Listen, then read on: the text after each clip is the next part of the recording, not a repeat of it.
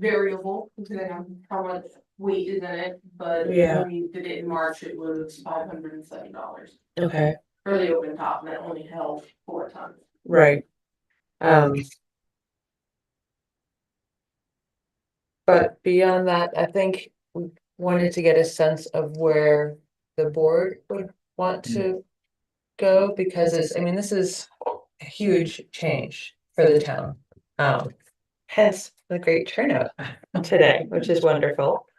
Um, so I think a lot of it would depend on the realities of construction and what that would allow for. And yes, of course, the cost. So would the town, if you will, subsidize everybody through that change period? By That's the adding question. to our budget to make that happen, or are we going to just, you know, that's tough. You know, this situation, everybody's paid today or whatever. I mean, it seems there's going to have to be a transition period one way or the other. Yes, And that's going to catch certainly a lot of places, even though we're having meetings like this. It takes planning and forethought and for all of these different places, be it condo associations or the commercial entities, no, to come up absolutely. with solutions of their own. Yeah, and I think that is what we, as a working group, we've discussed at the select board. We would really like assistance in communicating the need for individual, well, either commercial or multifamily entities to do that work, to know that they have to do that work, to get quotes, and hopefully to work together to find some economy of scale with everyone working together. Because in theory, that should help bring the cost down for everyone involved. But it's not something that the town is fulfilling. Correct me if I'm wrong, Megan, but even with waste management, just one of the entities who will come in and be a hauler for trash potentially. They have a municipal person and they have a commercial person. And it's taken a lot for Megan to get them to talk to each other, even within that company. So I think one of the things we really need to stress is any commercial entities really and condo associations need to start thinking this through. And also to that end, the working group would like to start having, or would like to plan for at least 2 public information meetings. Our original thought was perhaps August and October, maybe September, November would be better, but just again, trying to pull out all the stops to make sure everyone hears what's going on. So there are, broadly speaking, 3 categories of customers, Mhm. if I'm correct. There are the commercial entities who have a whole system. The town has a system Yeah. to deal with their costs, basically tipping fees. Mhm. There are residents now who and taxpayers now who do not have access, though their only access to a dumpster is at the transfer station. Yeah. So some percentage of the town is already doing what we are going to propose everybody do pretty much at the end of this process. Yeah. And then there are the condo associations.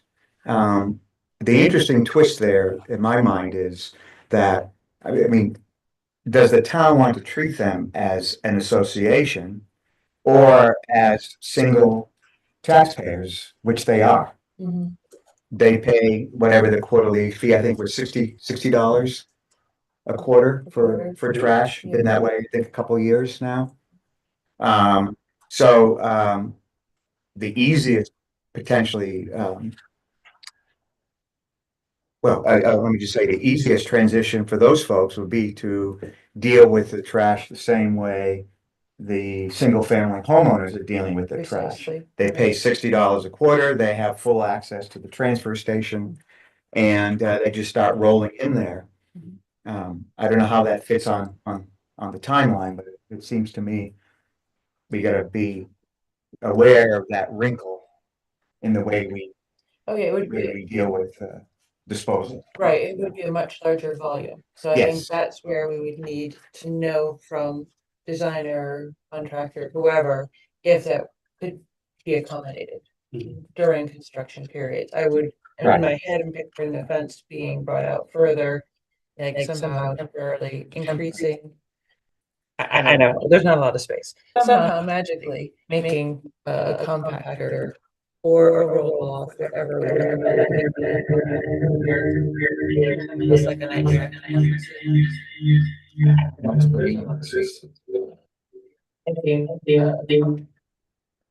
So, yeah, and that will involve obvious changes to our transfer station hours. I would suspect, I mean, increase, obviously. Yeah. I would suspect that it would be a very, like some of the other services here in town, very much a roller coaster sort of thing. You know, when there are a lot of people here, it may run the risk of being overburdened, but most of the time, it would not be a problem. So whatever expansion you do would have to take that into, Absolutely. have to take that into Right. account. July 4th weekend would be the perfect example. Yeah. Would be constructing while there's a major holiday going on. And Right. there's going to be a lot of traffic, so that's definitely one of the hurdles for the transition period. It would seem the easiest during the transition period would be to have just, you know, the large dumpster. That'd be the quickest people can just come in. You're trying to handle large numbers or increase volume of customers, right? Where they can just drive up and. They could set up so that, you know, the ramps that are currently there could take that in, and we could keep that open while we're constructing the expanded transfer station, so. Right. We shouldn't have to shut down operations, we need to take everything in. It's just figuring out, I think the bigger question, not just the condos, it's the hotels that have ownership. The condo hotels. Condos, thank you. Yeah. Right, and yeah, who are also In that group. taxpayers. Yeah, so there's really another category. If you think The about hotels, hotels. the commercial side of the operation. Is some- right. Just we have the clarification Right. through that. I think that is our bigger question. Mhm. Yeah. How we find those ones out. Because if you're an owner within the hotel and they have a dumpster for their commercial entity, you know, could they subsidize that and pay on that side, or are they gonna come to town? And we kind of have to make that distinction Yeah. sooner rather than later. Do we have that? I mean. We have the numbers, we have the, Mhm. we know who the taxpaying residents are. Right, of course, So- yeah. So we have the numbers, it's just a distinction on whether their hotel's gonna allow them to use the commercial side, or whether they're gonna have to come to the transfer station. Right. Mhm. And we do want to make sure that the property owners can access the transfer station, because there will be items that will need to be disposed of that they can't just chuck In a into trash anyway. Right. any dumpster, no matter who's servicing it. So they need to have access to here. Have you guys looked at, using the, large area we now have off Tecumseh Road as part of the transition period? Had not discussed that, that could certainly be, yeah, something viable. I know we're planning to use that as a laydown area for the construction of the new sewage plant, but I wonder if there's 2 or 3 months next summer, basically. It would be nice, but I don't think we'll be doing any constructing. Yeah, no, it would be available. It would be available, so and that's a pretty large It is, area. yeah, no, that would be a That good may idea. be a place to temporarily do some of this. Yeah. That could be, depending on other construction projects going on town. Right. We still need that for all the area, other projects. Right. Yeah. Certainly get some really large dumpsters in there Sure, and get a traffic pattern of, but you know, just in and out. remember, talking dumpsters, Right. in theory. Well, I guess that's the other thing up for discussion. Megan has also procured some estimates for Right, that's the other part. a rental truck. Because at a certain point, our current trash truck will not last or will not be worth dumping more money into to fix. So she has broken out some estimates. For example, for 13 months, it would be about $90,000.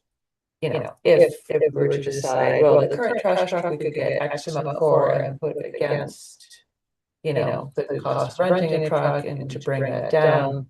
And I'm not recommending it as a way to go, and the committee hasn't had a chance to review these numbers and make a recommendation either.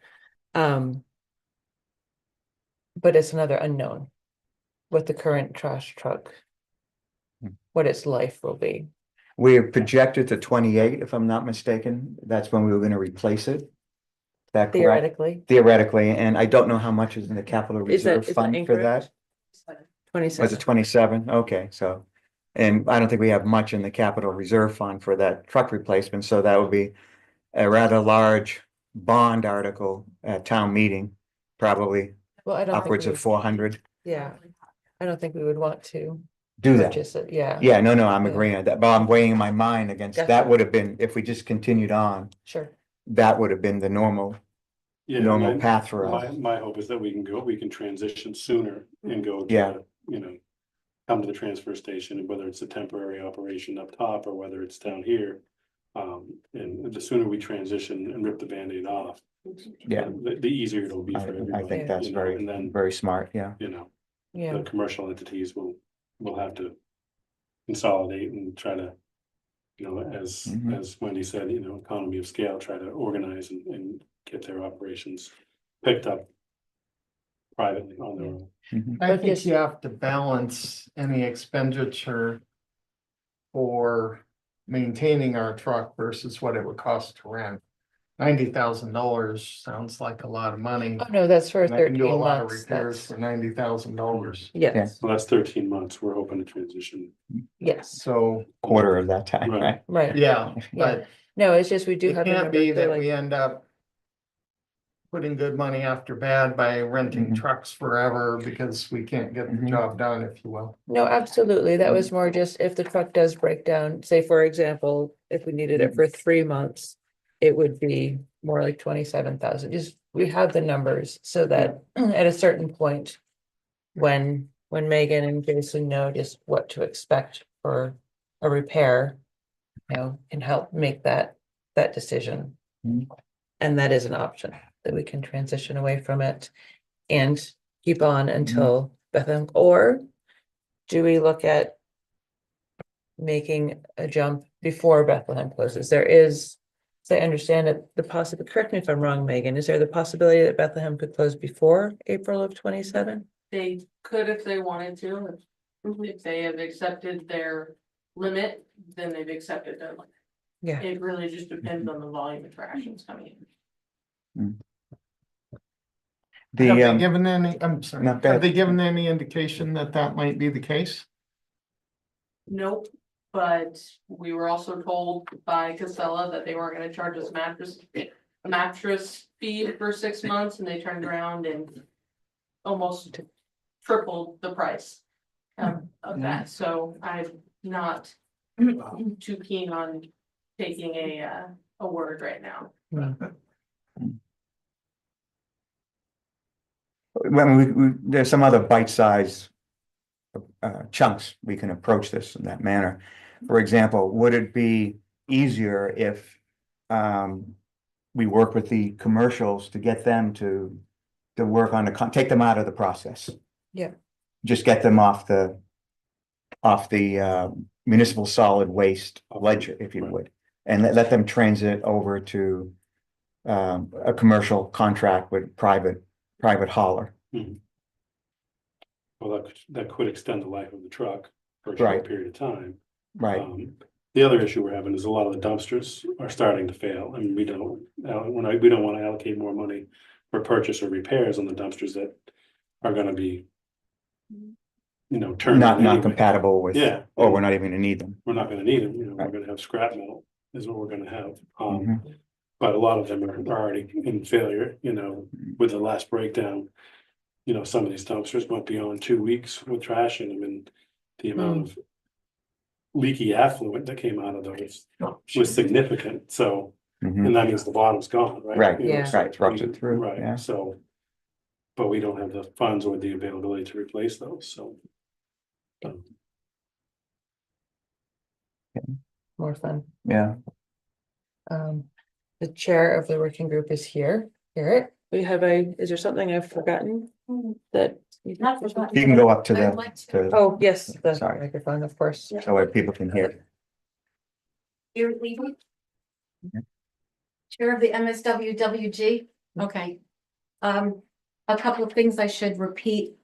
As Wendy said, our job, your job, select board and Ed. You need to start letting people know, letting the public know, so we need to set up a date for the first public information session. Is this different from a public hearing, Rich? No, I mean, a public hearing is a Okay. public hearing. I mean, All right. it's a Because different, it's a people- different flavor, but. Right. People are asking questions. Yeah. and I can only do bits and pieces and Becca or Tina can only do bits and pieces. I need to hear it from you and you. We can put a PowerPoint together for All right. for a presentation. So that's one. We haven't gotten all the figures back from Waste Management. And that's another item. We need to repeat to people that if you, the condo associations, not you private homeowners, if you would like to compare prices of Waste Management, Casella, Witcher, et cetera, then, and you want to keep your dumpster and enclosure, then you need to start making your calls now. Just for the record, they wouldn't be keeping their dumpster anyways, because no Right. matter who they go to. it's coming from- It's a different dumpster, we know, and the town owns the dumpsters and we would be collecting them. And if they made a deal with Waste Management, which we find to be the least expensive company, right? So far, Yes. So far, Yes. we didn't call Zero Waste because, they didn't have the compactors, right? yeah, they Is that didn't have compactors. So the other thing I want to emphasize is we need to prepare for the town vote. Mhm. We need to vote on the construction of our transfer station. Are you talking about the warrant article for funds Yeah, to, like that, and Right. we don't have a tentative number yet, do we? Not yet. No, No, I believe the RFI, the process moving forward is we'll get the responses from the RFI. Mhm. We'll, if we find one that we like, we will hire an engineering firm, they'll engineer. right, And then we'll put out another, RFP, RFP for construction. Review those, Right. and then if we like Yeah. those, pick one. Yeah. And then things get built. the engineer will give us a good idea of the cost. Yeah. Right. That'll all be part of yeah, it. at this Yeah. point, we don't even have a ballpark, but I'm just Well, saying, our- whatever it is. Yeah, I feel, my opinion, we need to do it. We need to do it for so many reasons. As Mike reminded me, Mike White at the at MSW DPW. The roof covering is also essential for their safety, for our employees' safety. So without a roof, we have ice, we have snow, blah, blah, blah. Not safe for the workers. Also, if we're going to have a single stream bin, which we're hoping to do. Waste Management gave us a tentative estimate. It's been so many months. Yes. Yes. And they did a site/town visit yesterday. So they're hoping to improve such numbers. Right. So we will see. So if we do have a single stream recycling and we have the bins, the dumpsters. You need to have a cover for, again, many reasons. It's in the RFI to be Yeah, designed. Oh, yes, I'm sure of that, but people don't understand, why do we have to cover? Mhm. Well, we've been paying for snow and water every time the truck drives up with snow and ice and water, we're paying for that. The tipping fee goes up. So Okay. I don't want to be paying for that. I don't think you do either. Yeah. So well, I that's- think the board area has moved in that direction. We're just looking for numbers, and then we'll see what the town wants to do, and But- sort of thing you're talking This is what about, I think people need to know, why do we have to spend more money? hence the public hearing. and that's why we do need to schedule those, and whether it's August, Yeah. I think part of the decision. I'll of- put that in the PowerPoint. Yeah, and part of the decision of when to have the meeting, I think will be contingent upon when we get numbers. Right, You know, no sense having a meeting in August if we don't have. yeah, and that's not a great month anyway. Right, not a lot. Yeah, we're just trying to you're trying to capture both like more people who are here in the summer versus. the Yeah, other time part. and well, you Just can to always get do the more than grades. one too. Well, Try we'll to at get, least two, I to get think. these. I think we And need also two. to repeat, Ed, that centralizing our trash system is a more efficient way. It's more environmentally sound. We need to repeat it because not everyone hears it. So, blah, blah, blah, you have to Yeah. repeat it. So we'll have the working group. All New will- Hampshire yeah. towns do this. Yeah, We were the last one, you weren't here, we were the last one in the state to fence in our transfer stations.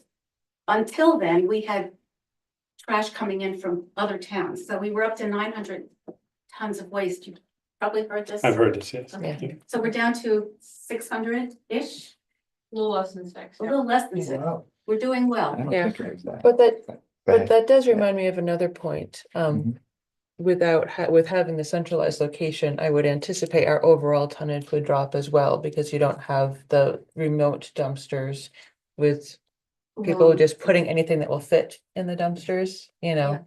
There'll be that control. Take a but I little bit think- more of an effort and it'll be a control. So I think, you know, as we saw the Dump it, decrease right. with the single family homeowners, we'll see that decrease also with the Yeah. multifamily homes. And that's a factor that most transfer stations, excuse me, they see that. There's more control over what we throw away. Yeah. No, you exactly. can't put that sofa in the trash bin. Yeah, even if it'll So- fit, you Yeah. can't go in. Yeah, all right, Right? cool, thank you. Okay. And all the Yeah. hours, one more point Yeah. for now. All the hours that our people, I can't say men, our drivers are spending driving around town or driving up 93 and back, all those hours can simply be put into the transfer station, because that's the other complaint I hear from private homeowners. But it's not open enough. So, Right. so there's a Mhm. simple math. Yeah. That's how I see it. Yeah, Right. thank you, Eric. Anything else? I think that, yeah, Thank you. so it sounded almost like the board was leaning towards the rip the Band-Aid off. Yeah, yeah, I mean, we have to look at Method. numbers, but I think Yeah. let's just do it. Yeah, Um, I know it needs to be done, and did you want to see if anybody who's here? yeah, want to comment? absolutely. Is Yes, anybody Definitely. public would like to comment at this stage? I Or- mean, what we're working, I'm sorry. go Sorry, ahead. all of the members of the MSW working group are here as well. Thank you all. So please chime in if there's Yes, anything that thanks. hasn't been touched on. Yeah, Yeah. please do. Yeah, Barbara? up there? Yeah, yeah, Please. please. Yeah, Yeah. we got to make sure you can be heard on the tape. Barb Lavender, and yes, I am in the group. One of the things we continue to struggle with, but we think is incredibly important, is the fairness and equity of this process, which historically has not been the case. We can't go backwards, but there's definitely an element of subsidizing that has gone on, and we want to make sure moving forward, whether it's with scales, probably, that we can make sure everyone is paying what they should be paying. How they pay that is something we're still trying to figure out. Is it Yeah. a fee? Is it go into our taxes? But no matter what it is, we want to make Mhm. sure that people are paying for the trash that they have produced. So Mhm. that's one of the trickier parts, but it's the only fair way to do it. Yeah. Anyone else like to comment at this point? I think MSW obviously ought to, the subcommittee obviously ought to be the place where a condo association or individual homeowners or commercials want to get their input into the process. That'd be the best place to do it, I think, and so you can have a discussion on just that issue. When do you guys plan to have, what are your next meeting schedules? Next week, is that right? Every Tuesday. 21st. Yeah, so every other Tuesday, Every other Tuesday, so the next one is next Tuesday. next Tuesday, the 21st of July. Yeah. And then every 2 weeks. August 11th. So then we should be working towards some sort of report from MSW to the select board that the select board will accept, for lack of a better word, or at least certainly acknowledge, and then work towards a presentation in the fall. Mm. A public hearing, if you would, to see Yeah. what people are thinking. I do think that Wendy made a good point that, Mm. we probably want to try to capture some of the summer. We could, yeah, Summer occupancy. So if we did in August, yeah. late September, early November, 2 presentations. Mhm. And then also have that a Mhm. presentation available for town meeting again, just to, Maybe around Labor Day, that's a yeah, so I was thinking maybe a little before. little before that weekend. or something. Because a lot, Labor Day, everybody moves on to the next phase of life. Yeah. That's true. Mhm. I have a question. So we have a lot of condo associations, some large, some small. And we certainly have probably a bit of residual capacity with respect to bringing trash in right now here at the transfer station as it sits today. Does it make sense to select some of these condo associations, 1, 2, or 3 of them or whatever, and begin that transition process if we're going to have condo associations bringing their trash to here now? If associations were That willing, way, it's not, if you will, 100 associations all on Tuesday trying to deliver their trash here. But we've started to phase it in and plan it in. I think it's prudent to look at things in that way. Because one of the things we will have to do ultimately is a transition. Mhm. And that transition impacts, obviously, everyone. And so that might be a good way to take step 1. it could be, especially if their dumpster's in good shape.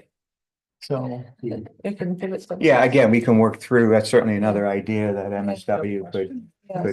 could raise. it's just thought. Yeah. Yeah. I think- Hi, Andrea from Tyler Springs. Just a quick question. Are you guys going to mandate that the associations use the Oh, public no. transfer? No, Or no, that they can get their own waste Yeah. management? Absolutely. Okay, If Yeah. all if they right. so. You're just talking about the phasing However, process, so Yeah. I just didn't know. right, Right. I mean, Yeah. in my mind, we haven't looked at it, fully fleshed it out, or Mhm. let alone voted on it. I would think the transfer station should be treated like the school when it comes to taxes. So whether you have a separate contract to haul away your trash, you still, or the individual owners in that property, the taxpayers, are still gonna be on the hook for helping to support the transfer station. right.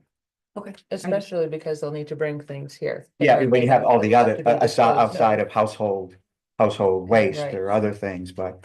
So in my mind, I mean, we haven't talked through this completely. Okay. But I see it as a school, it's available, but you choose to have a private contract in this case, rather than use what's available, provided by the town for a fee. Right, but just to jump off Andrea's point, it is the other.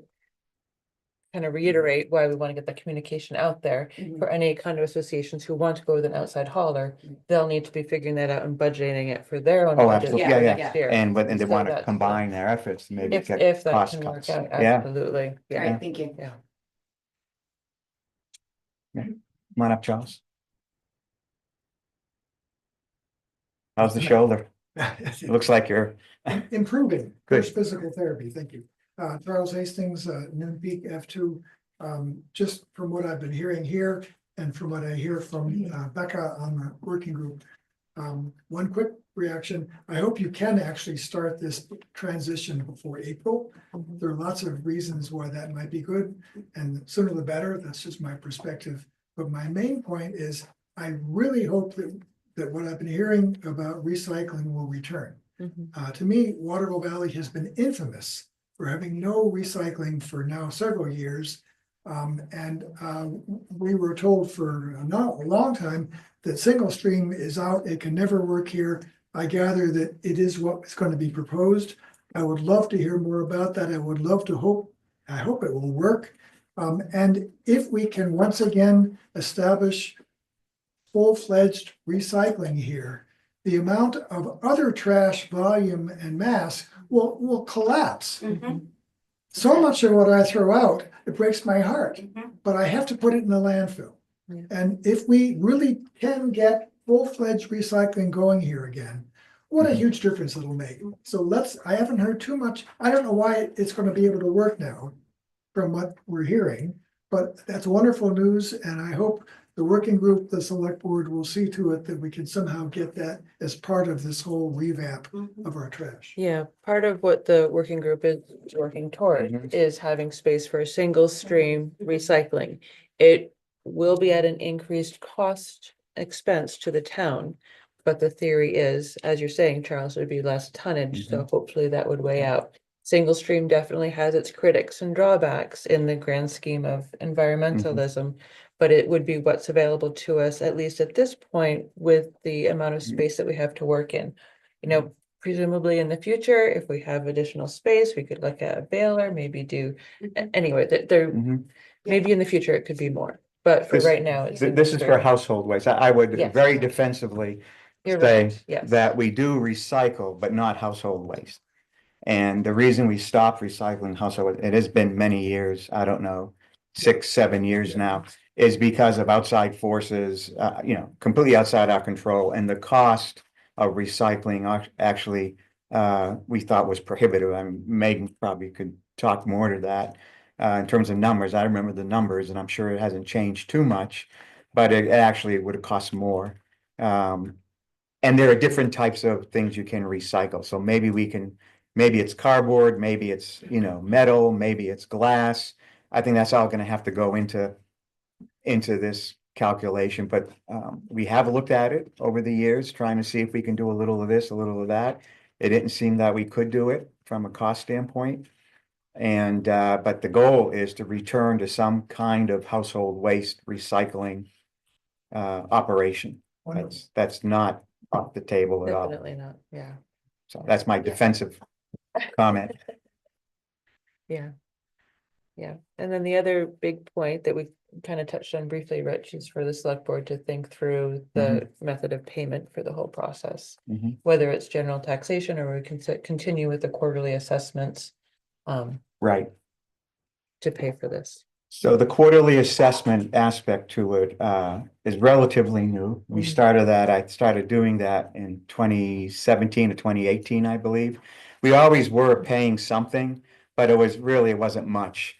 The burden of the cost of single municipal solid waste was being was allocated to general taxation. So we decided to move away from that, the board at that time did, and take more of that off of general taxation and turn it into a user fee. So I think we are gonna have to relook at that decision, whether we want to go back to general taxation as a method of paying for municipal solid waste. Again, that would be a big question going forward, yeah.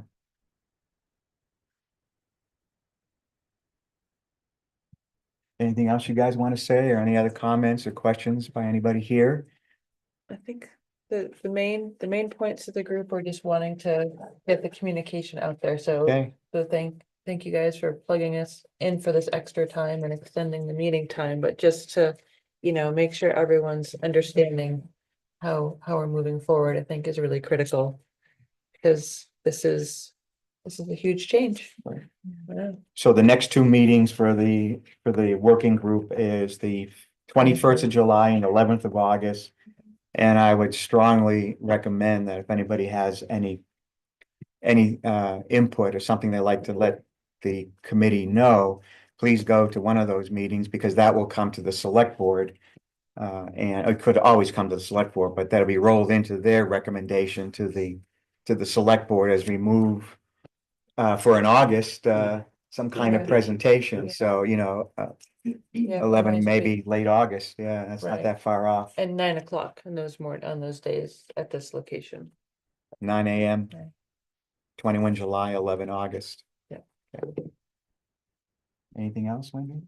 Nothing else that. I Okay, have. Dan, did you have anything? on Yeah, this? just one thing, would it be possible for the MSW to send a letter to all of the condo associations, letting them basically know that this is coming? Yeah, Eric has been great with communicating with know Will Lambert. We've for- been trying to, but think we go only to the have a property limited group managers. Here, Yeah. for Yeah, instance. well, as I was saying, Eric's been great with communicating with Will Lambert for Valley Run property, because he has 13 associations that he oversees.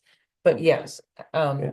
I think part of the issue is just knowing who the correct board contacts are for each Yeah. condominium association. I don't know if We don't- that's, We don't have a master list. yeah, That's been an issue over the years. yeah. Well, I think we have a master list of property management companies, right? Because we've used that. Mhm. Don't we, Megan? I mean, I think we have that master list who to call, for example, if a dumpster is blocked or if there's stuff in there that guys aren't gonna For, tip the dumpster because of that.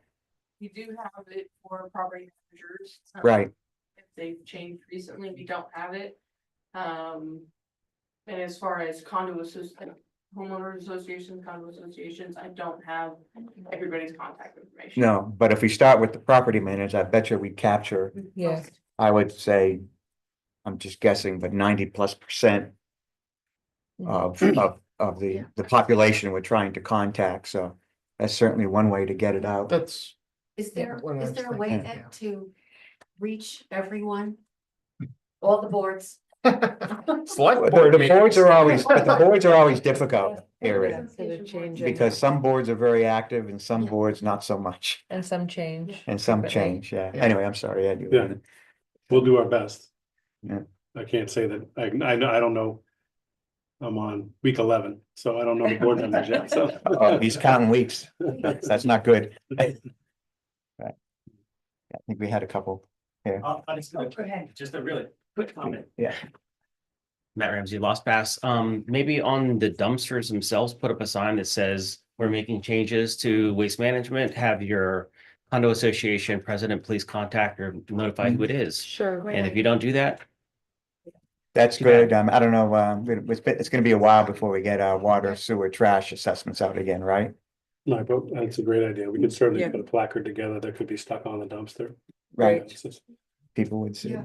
right? Yeah, but And- waterproof laminated something. And you Yeah. could perhaps put together a short one paragraph insert Sure. to let people know that there are changes afoot that we can put. When's the next water sewage trash mailing? It's okay, so we're behind on that. Okay, Yeah. well, too bad. Well, but the next one will be what, in the fall, when kind of. in Yeah, well, I mean, between- we'll in definitely between do it. meetings. We'll have, and that may include We should have. results of. We should have some numbers. Numbers, too, exactly. So it'll be a better, it'll be a better. Of time to do flyer, it. Okay, I think there was another hand. Andrea, did you? Tina and I are working on this too, so. Oh, we're in the okay. process of Please share. Trying to figure out, yeah, we will. when we Thank get it, Yeah. but- Right. Anything else from anybody on municipal solid waste? No, thank you. Okay, guess we're done with trash talk for the moment. Excellent. Alrighty. Well, thank you for everybody who attended that. You're welcome to stay for the rest of our exciting agenda laden meeting if you'd like. Give a moment for folks to. Hey, where you going, Megan? I don't think so. No, I know. the town manager's providing. You really space need there. Yeah. No, whatever you and Ed have worked out, of Yeah. course. I know where you are. Okay, Megan? Well, you guys went through the minutes. I just have to grab one piece of paper on my. alrighty. Alrighty, did we, I think we may have skipped over privilege of the floor, Yes. so I apologize for that. Is anybody here for something that's not on the agenda that they'd like to bring to the attention of the board? Yes, Mr. Racine, would you come up and tell us what you're complaining about now?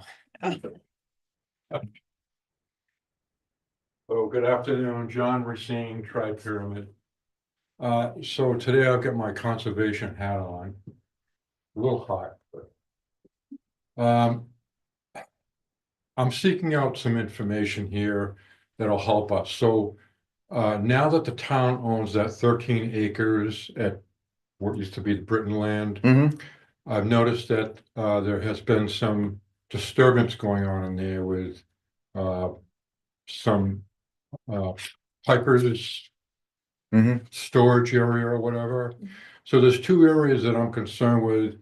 And I would like to see if we could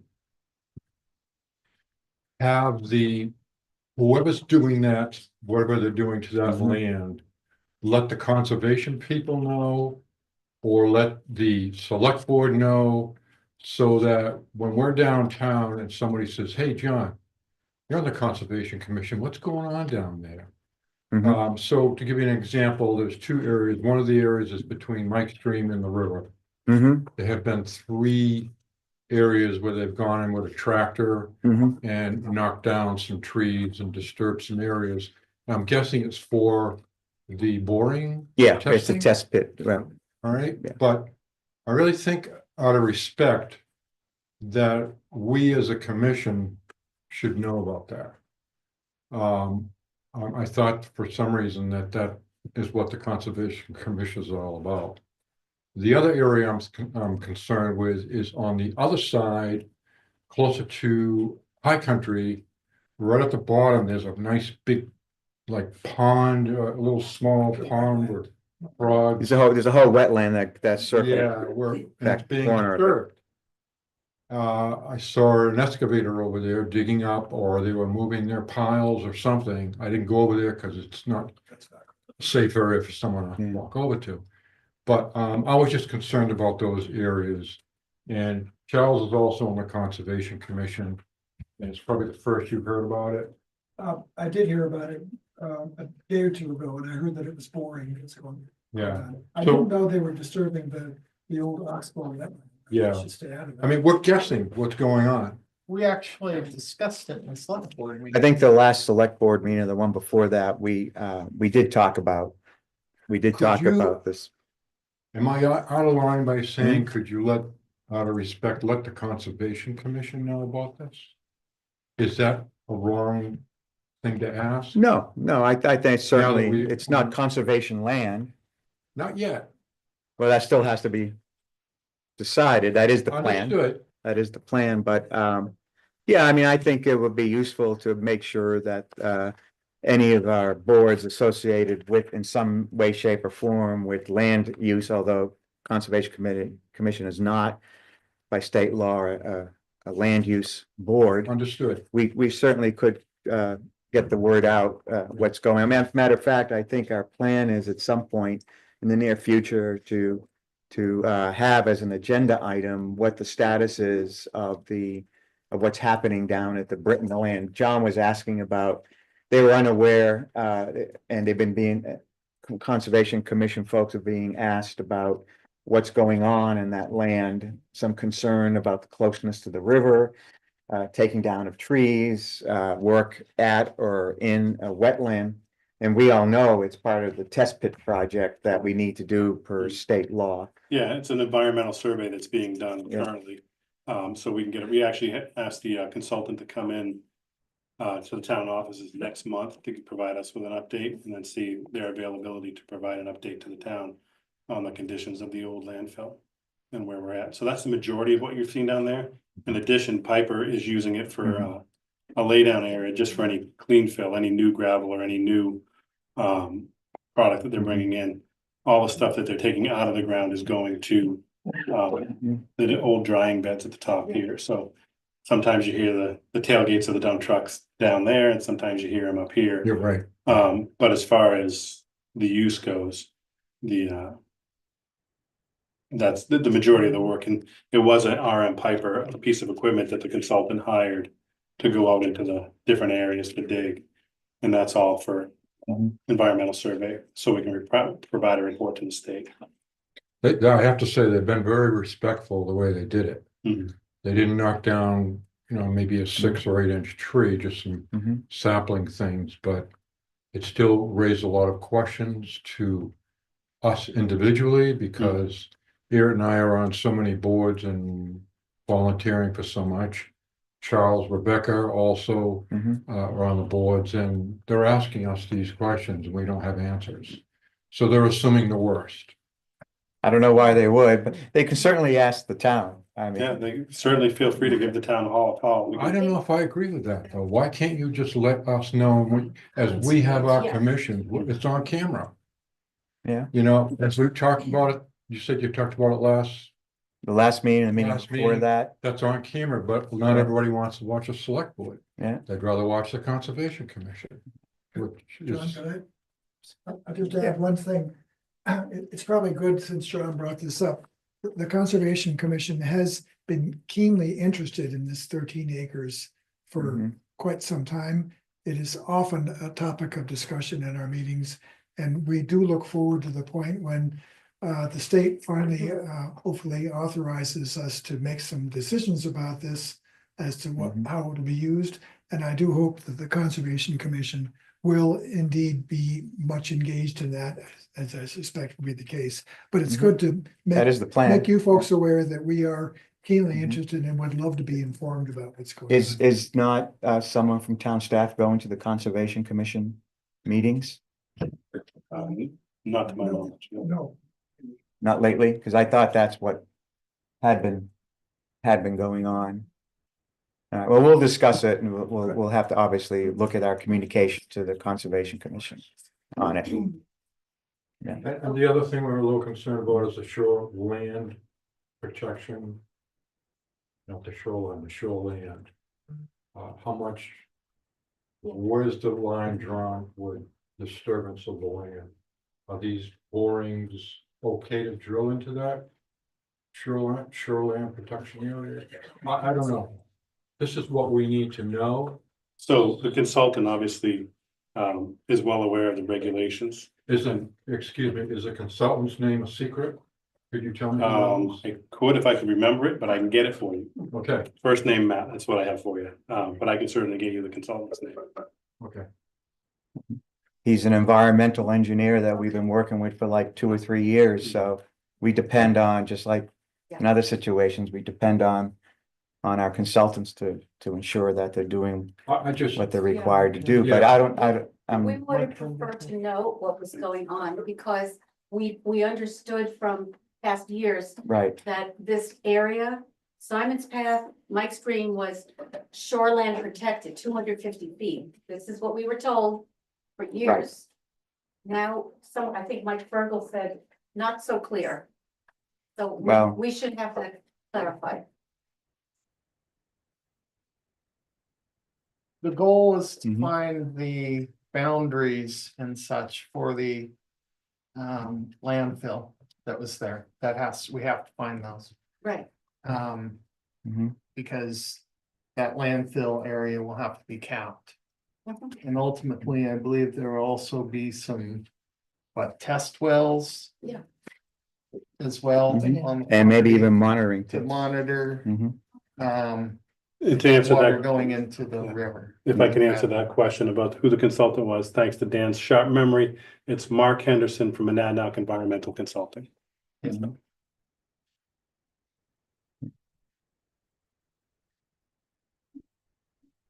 And he's Okay. been also working with New Hampshire Department of Environmental Services on that. Yes, Yeah. that's essentially why we hired him, Right, is to tell us, and we were in, I forget what phase it is, but this is part of the process. Level 2. I forget, I mean, there are sub-levels to the levels, it sounds, I believe you're correct, that it is a level 2 still. That we're still trying to determine the status, the outlines, that will drive what the state will require us, Yes, To do. and Mark's been invited to the September 16th meeting from the select board. so Good. that'll be the next update. Thank you. Mhm.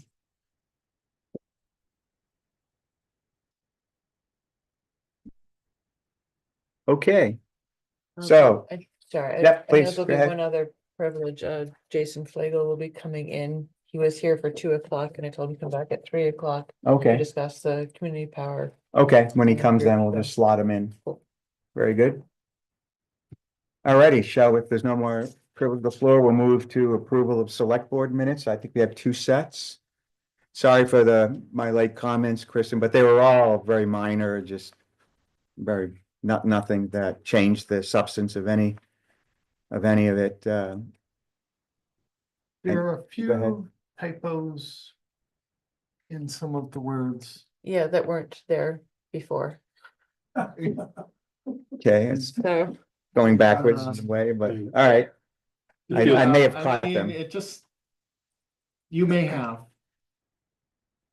like boil instead of boiling. right, like boil instead of boiling water. If you just want to relay Yeah. whatever they may be, I did not catch that one. I think I caught some of the others. I just caught another one a minute ago and I lost it. now. Yeah, but I mean, those sort of grammatical or, yeah, that's where I'm going with it. Yeah, that's fine. Okay. Somebody want to make a motion then? I will make a motion to accept the minutes for 6/3/2026 and 6/17/2026 as amended. A second? And this is for both sets of minutes, Yes. just to stay it flat out. Okay, all in favor? Aye. All right. Town manager update. Oh, I'm sorry, Jason. Don't sit down. You're up now. You said 3 o'clock and here he is. So actually, I ran into Jason. Wendy's been working with the Community Power Committee. I happened to run into Jason at the WVAIA Summer Barbecue and asked him if the CPC could provide an update, not necessarily today, but sometime in the next several select board meetings. I guess you chose today. I'm pretty interested in two things. One is how did the transition go for the actual provider of the electricity, and two, what the actual status of the board is. I think we may have to do a little bit of cleanup in IO4 there. Yeah. So, Okay. I can too. I've got some, I can visually show it if we, or you can just, but I can just talk. yeah, it doesn't have to be extensive, as I said. Just Sure. how did it go? So it went well. It is going well. I'm discussing specifically the community power launch. Mhm. And then we'll talk about the actual the board itself Okay, afterwards. So when we first compiled the totals in June, we were at about, when you took all of the eligible members, and an eligible member is someone who is on a meter as a resident primarily, but there are some small businesses that are on that towards that eligible number.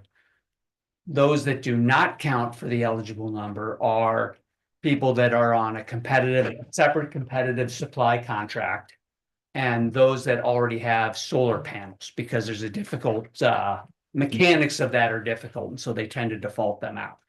So of the eligible participants, which are expressed in terms of meters, not individuals, Mhm. we were about 98% participating, which meant that only Good. 2% had actually selected to be not included in the program. What is interesting is, as we sit here now, and this is still subject to change, we currently actually have more participants than we have eligible members in the program. Okay, And I asked, how's that? how does that happen?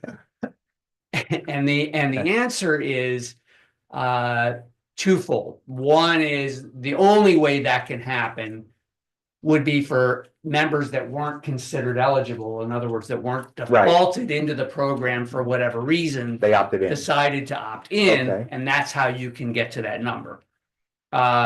The other interesting factor in that is my own opinion as to why that would happen is effective August 1st, the New Hampshire Electric Co-op rate is moving from its prior rate of, and this is just on the energy component alone, not all the other charges they do, but the energy component is moving from 11.17 cents per kilowatt hour to just under 14 cents per kilowatt hour effective August. Mhm. So I think it's possible that, this half penny delta between the default rate that you would save just became 3.5 cents. And so that may also factor into why we have such a strong showing, although it was already strong before. Sure. So next month, we will have more data. We'll have more specific data in terms of consumption and everything else. And we will have more final numbers. But, and I spoke with our consultant who was comfortable with saying at the moment, as we sit here, we have more actual subscribers than we had originally eligible meters. So, Great. so Do you know what the breakdown is in terms of default versus the other two? when I looked at the original tally in June, Mhm. there were There were only two. There were only two members that selected to go to the all renewable, because remember, there was a higher number of all. Right, where the default was the middle, Of some, all some renewable. green, Right. all green. And then there That's were, green. I think, 57 that actually opted to go to the basic route, which is Right. that lowest Low number, green. which is just at Right. 10 cents a kilowatt hour. So, which was, we were happy that anybody actually selected the all renewable number, and then everybody else fell in the middle. Okay, great. So that's what we know. That's what we know so far. Any other questions on that in terms of? No, I don't have any. Do you have any, Dan? I think now, yeah, let's turn to the composition and of the Okay. board and going forward with who's on the board and what positions they're in and how often you meet, et cetera, et cetera. Sure. Sure. You have, Jason, the date of when this existing contract expires and when we'll have to renew in mind? If I recall, it was a 6-month contract. It is a, 5 months.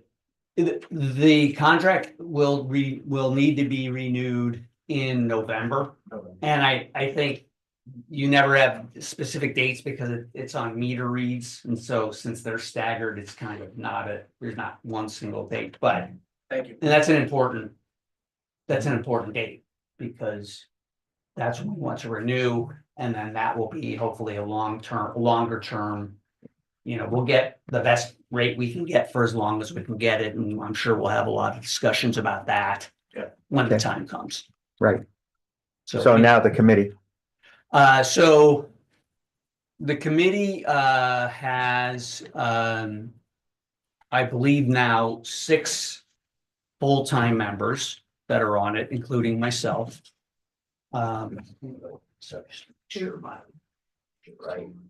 And for context, I honestly don't remember what we created when we, because the committee actually reformulated from, was the Renewable Energy Committee and then it changed to Community Power and there were people moving.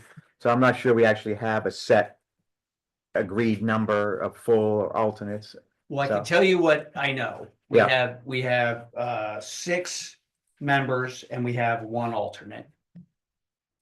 We were all sworn in recently.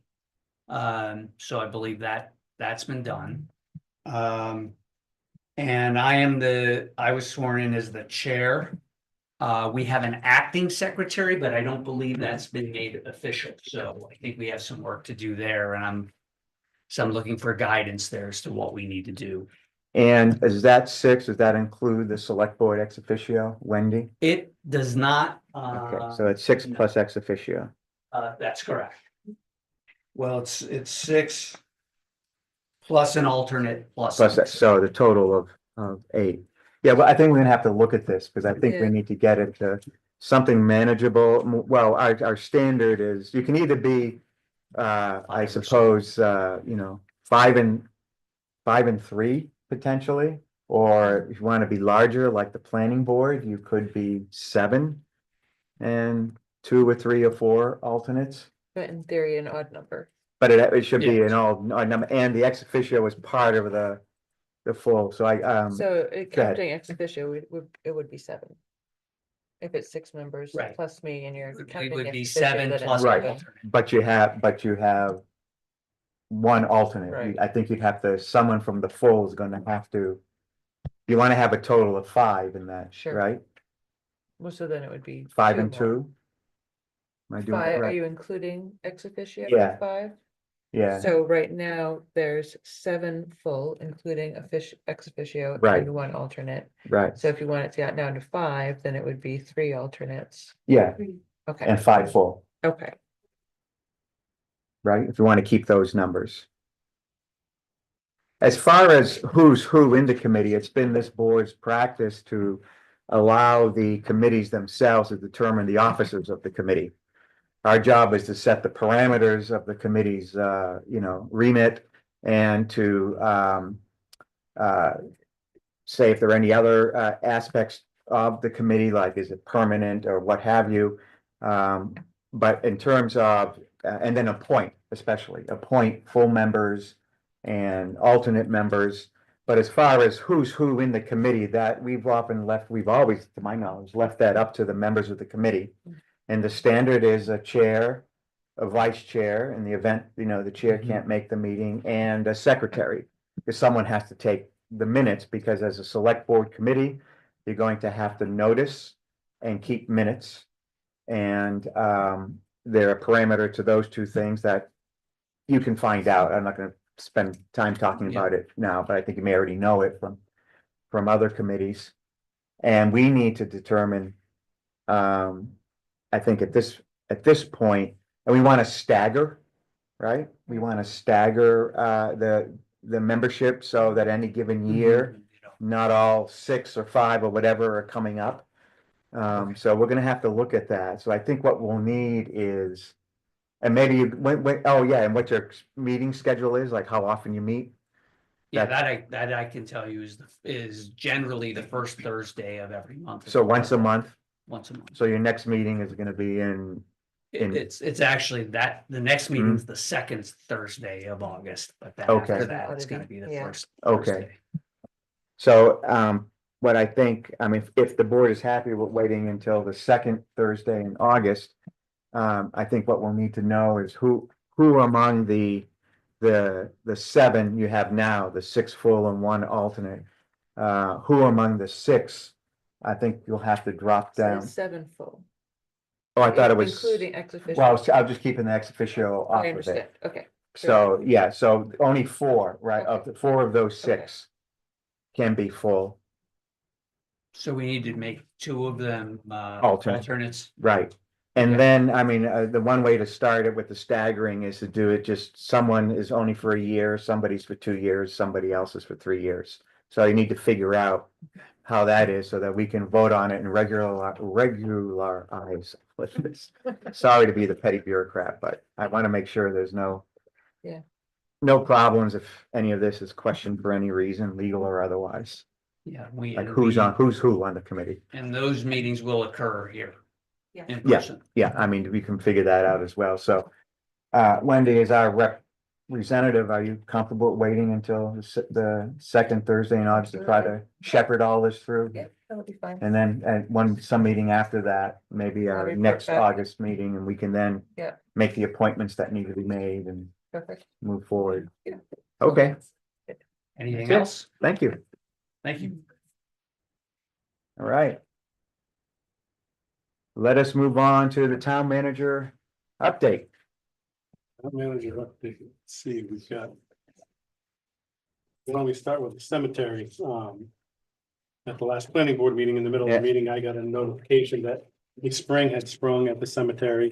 And while we were there, so, DPW has been out there, they've, dug a high side drainage, line. All right, They put, stone in a pipe, perforated pipe with a wrap around it. And they run it, to the outside of all the graves and over to the wetter, lower level, and, it's flowing like a stream. The pipe is completely full. It hasn't slowed down at all, so they're gonna let dry what is drying now and then go in and install a second pipe to try to alleviate the water pressure that's coming down the hill. Mhm. So that project is underway and, it's effective so far. It'll be more effective once it dries out a little bit and then get back in there because it was getting muddier and muddier as they move the equipment. So they figured let dry what's there. Hopefully it stays dry and they can get back in there, Okay, to finish it up. How big of a pipe did they put in? They put a 4-inch perforated pipe in, just because of the size of the equipment. We couldn't bring a big piece of equipment in there. Okay, so you couldn't get. So we like an couldn't put 8-inch. it, right, we couldn't go to a bigger pipe. So we're gonna try to do it in series moving up. So, Okay. what else? We got, enforcement, unfortunately, the tent for Theater Under the Stars, went up earlier this year and then a big storm took it down and it damaged it significantly. Our code enforcement officer went out, inspected the tent when they reinstalled it and asked for certification from a design professional on whether it was safe or not. That didn't occur, but the tent went back up. So now there's an enforcement order to remove the tent. And after today's wind, it was starting to come down again anyway, so he went out to ask them to take it down, so. Yeah. And so they use that tent for changing and Yeah, I think they they- use it for backstage. Well, and Yeah. for the camp. as It's for the well, I camp think. too. For the camp. So they're not sitting in the sun. Right, So course. it's for a lot of different things. So it Okay. can't even be open sided, it's completely, Yeah, they had Mm. they had put one side up on it. Yeah. The full tent, and I think that caught the wind today and it pulled it down. it's so, pretty strong gust today. Yeah. there were. So that tent unfortunately will have to come down again until they can either get a new tent or make the repairs that can be certified by a design professional. That'll have to come down. Mhm. And Do then. they know where to find somebody to do that certification? Tent manufacturers will typically, if they've made the tent, and it's not so old that they won't certify it. A lot of times repairs can be made and they will send somebody out that will certify it from their design Okay. team. My only point is it might be prudent to make sure that they're aware of a potential process for actually doing that. They might be unaware of that. Right. Yeah, they've Just- been given some guidance from the code enforcement, Okay, so.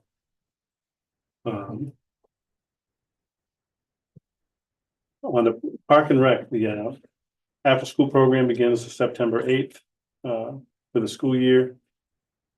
Obviously, everybody can see around town how busy the summer camp has been. They've been doing a great job, having a lot of fun. They're up on numbers, I think, significantly, probably more than 15. Adult programs, they have the music bus going to the New Hampshire Music Festival on Thursday nights at 5:15. And then a speaker series about space weather at 6 p.m. on Friday, 7/17. And then you can always do the road less traveled bike ride with Tyler on Thursday, July 16th. It will be from West Cardigan to Hill, New Hampshire. Departure time 8:30 from Waterville Valley Rec Department. And then the Sunday hike to Mount Livermore Loop in Holderness, 8:30 departure time from Waterville Rec Department on 7/19. In a special program, Waterville Valley Adaptive will be using an outdoor pickleball courts on Saturday. So that's Park and Rec. Public safety update, Dave's on vacation, so no update from him. They did put together a pretty extensive handout for building permit application processes. It's a really nice working document. Steve reviewed it and made some really good suggestions on edits, but we expect to have that available on the website in the next week or two. When I got here, it was just when I asked about how you would get a building permit, it was explained to me, but there was no actual information available. So now we're gonna have that on the website. It'll also be a handout. And from that, there'll be quick handouts and quick, you can click here and it'll just give you a link for just residential or just commercial or anything simpler or more involved, which direction to go in. So I think, Dave said it's been a long time coming, but him and Alicia and Jim worked on it all last week and came up with something that's pretty significant. And I think the next update will be helpful because it'll transition into the transportation discussion. Mhm. It was brought to Chief Pear's attention that an ATV travels up and down the roads in Waterville. And the UTVs that the resort uses are registered and allowed to be on the road as vehicles, but ATVs, they have to be registered. But in Waterville, they're not allowed to transition on the roads. But it's been done for quite some time, and it's to maintain the ski lift. And when operations have mechanical issues, they can't go straight up the hill with this piece of equipment, so they have to go around. So Chief Pear had a conversation with Tim Smith and asked him to come up with a proposal that would be acceptable, and he wanted to get it in front of you guys for permission to at least use a small portion of the town roads to do this work so that Mhm. it was understood that they had permission. where's it being used? So I have maps for you guys to show you. It goes up what, Snows to Greenlee, Correct. all the way up to Snows as well. Yep, Snow, That area. really in Boulder Path, so. Yeah. If you wanna pass that, you'll see the. Oh, so it's going up that. Yeah. That's those, so. I got you. Chief Parrott did send me an email Can you saying pass that. them down, Dan? Oh, I'm sorry, this is. Three different apps. Thank you, sorry. So if you just see the red from Boulder Path to Snows Mountain to Greeley. Mhm. That's really the area that they need to transverse the town roads. And Chief Pear's comments to me were, as long as the ATV was legally registered as an ATV within the state of New Hampshire, he would support the request for the use on those 3 roads for emergency repairs and maintenance on the equipment that the resort uses. I support the request as well. Good, I'm fine with it. Can I fill in a little there? Yeah, sure. Last year we had a conversation about the UTVs and a lot of UTVs on the road through RSA 259 semicolon 2. Under that same definition, it does allow for ATVs. The issue that we're having is registering an ATV requires a VIN number. And the VIN number is something that is having a hard time in between the registers at the state and of course, and the office here. In my opinion, I think we would want to register these as agricultural vehicles because that limits the use of them within 2 miles of the office complex, and it won't allow anyone else to register a 4-wheeler in the town. So I'd encourage going down that road, but I didn't get clarity as to why we wouldn't be able to do that because it does explicitly call it out in the RSA. So if we can get the VIN number straightened out and it can be registered, we're just Yes, allowing them that's to use the interesting. equipment that they currently have Right, in this scenario. If the VIN number situation is straightened Then out, it's not an issue. then any vehicle can be registered, so. Right. I just wanted to make you guys aware of that it was brought to the chief's attention that he wanted to address it through the board. okay. Why was it brought to his attention? Was it because of noise? It was the noise and the fact that it was going through a pretty busy construction site during the day. Okay, It was, there's been just a bit of noise. I can hear it up at my place. From these. So just, I if you think could that, just give your folks a reminder, just they're not meant for, if you will, speed vehicles, if you will, because I can, Well, one of you the can issues, hear them. going one down of the the road issues that we have is that the ATV that we currently store at Snows, we store one of our oldest ATVs down there because we're trying to stay off of the trail system Yeah. coming down from the shop, and that's the reason why the map in front of you shows the route from the shop and how we get there from the shop, because it's actually my recommendation that we don't store an ATV at Snows. We bring it from the shop, and then we could bring the everyday ATVs that our lift mechanics are already using, because currently for us to respond to an incident, we need to go down in a truck or a UTV now. And then if the UTV can't ascend to where we need to get to, then we have to switch into an ATV, which response time would be increased if we simply responded from the shop rather Right, than from right. Snows. Yeah, I don't dispute the use. I'm just asking. No, the reason it's loud is For it's an them to older, try it's an and older be ATV, is all quiet it to is. the extent That's they what it is. can. Yeah. It's, I think overall, I mean, I would support the plan you put forward. Hopefully they'll be just registered and then it's not an issue. right. And yeah, they just, like any other registered vehicle, follow the rules of the road. Right. That's did just the somebody expectation. file off the VIN number or something? Or- They don't, apparently they don't have the VIN on the machine itself. It comes with the paperwork or something. I'm not sure. We can figure it out though. I'm sure we can figure That it out. But sounds yeah, strange. we filed the VIN. I think that's pretty common. It just fell off the back of a truck, right? Yeah, exactly. Look what we found. Okay, yeah, so I think that sounds like a good, Good Then from the solution. administration office, currently right now, the town can issue hunting license out of Mhm. our office and also out of Mhm. Park and Rec. It was brought to our attention that we can't do it in both locations, we can only do it in one. And they said to keep it in-house until we got approval from the select board to do it fully through Park and Rec. And with the amount of work that we're doing in the Mhm. administration office, we thought that Park and Rec supporting outdoor activity was the appropriate place to get the hunting and fishing license through them. Right, So and they're already doing it. they're already doing it. They do most of it anyway, but we Right. do have a portion of it, but staff from Fish and Game said to us it can only be in one location, so we're just, and they said we had to get approval from you to do it through Park and Rec. Well, I move that Park and Recs be allowed to be the, Continue. Yeah, to sell hunting and fishing. fishing licenses. Can I get a second?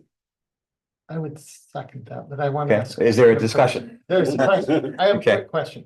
Does that preclude somebody from them coming here to get? It does. Yeah.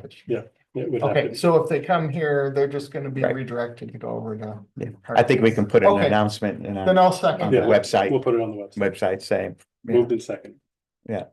A second, right? Yeah, I second. Done with the, and then no more discussion? Nope. All in favor? Aye. Okay, Was it more? No, it's not on the agenda. So, and then we have a warrant from the tax collector that needs your signature. So okay. That's your quarter two water, sewer and trash bills.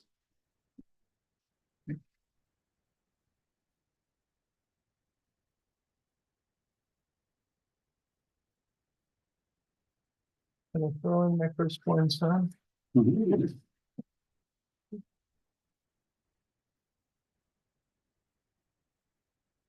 Can I quickly go back to the cemetery? Sure, Ed, please. Have you had an opportunity to track down the owners next door to the cemetery? If we're gonna concentrate on the cemetery that Mark and I talked to about expansion. Yeah, I have not had a chance to track them down. I will. Yeah, when you're thinking, add that to the cemetery work list if you Okay. probably already have, but it just. I think, They're the uphill abutters, right? I know, they're the downhill above, on the left as you're walking in the cemetery. I think there's 4 or so acres, the old Tom Corcoran house. Hmm. And they were amenable, I'd love to get a hold of the uphill abutters too, see if we can yeah. at least access their land for some. I don't know drainage. who that is, do you know who's I don't. uphill? No. Yeah. Yeah, no, absolutely, if you can see another potential expansion point, absolutely. Okay. I forgot to ask Chris for an update on drought status. Right. For us, but I imagine we're heading in the not so positive direction with the lack of rain that we're having. Yeah, the last couple But of weeks. I will ask him to get that for us and make sure we have it for next time. That was my miss. Yeah, Normally I send him an invite before the meeting to come with that information. And then Chris and I are working on updating the distribution regulations. I know we had a major water main break at a condo association. And we're working through invoicing issues now on that, who's responsible for the bill and so forth. So these regulations will clarify that for future disputes, but for now, we're working. What kind of association? What's that? it's Mountain Meadow, I think. Yes. Yeah, we'll talk about it in non-public, I think. Okay, And that's what I have. anything else? Steve, do you have something? We covered everything in that admin. Okay. Right. No one has any questions of the town manager. Let's move on to new business. First up is the Waterville Valley Ski Resort Shuttle Service discussion. Thank you for coming, Tim, James. I assume you're here for this, maybe other things too.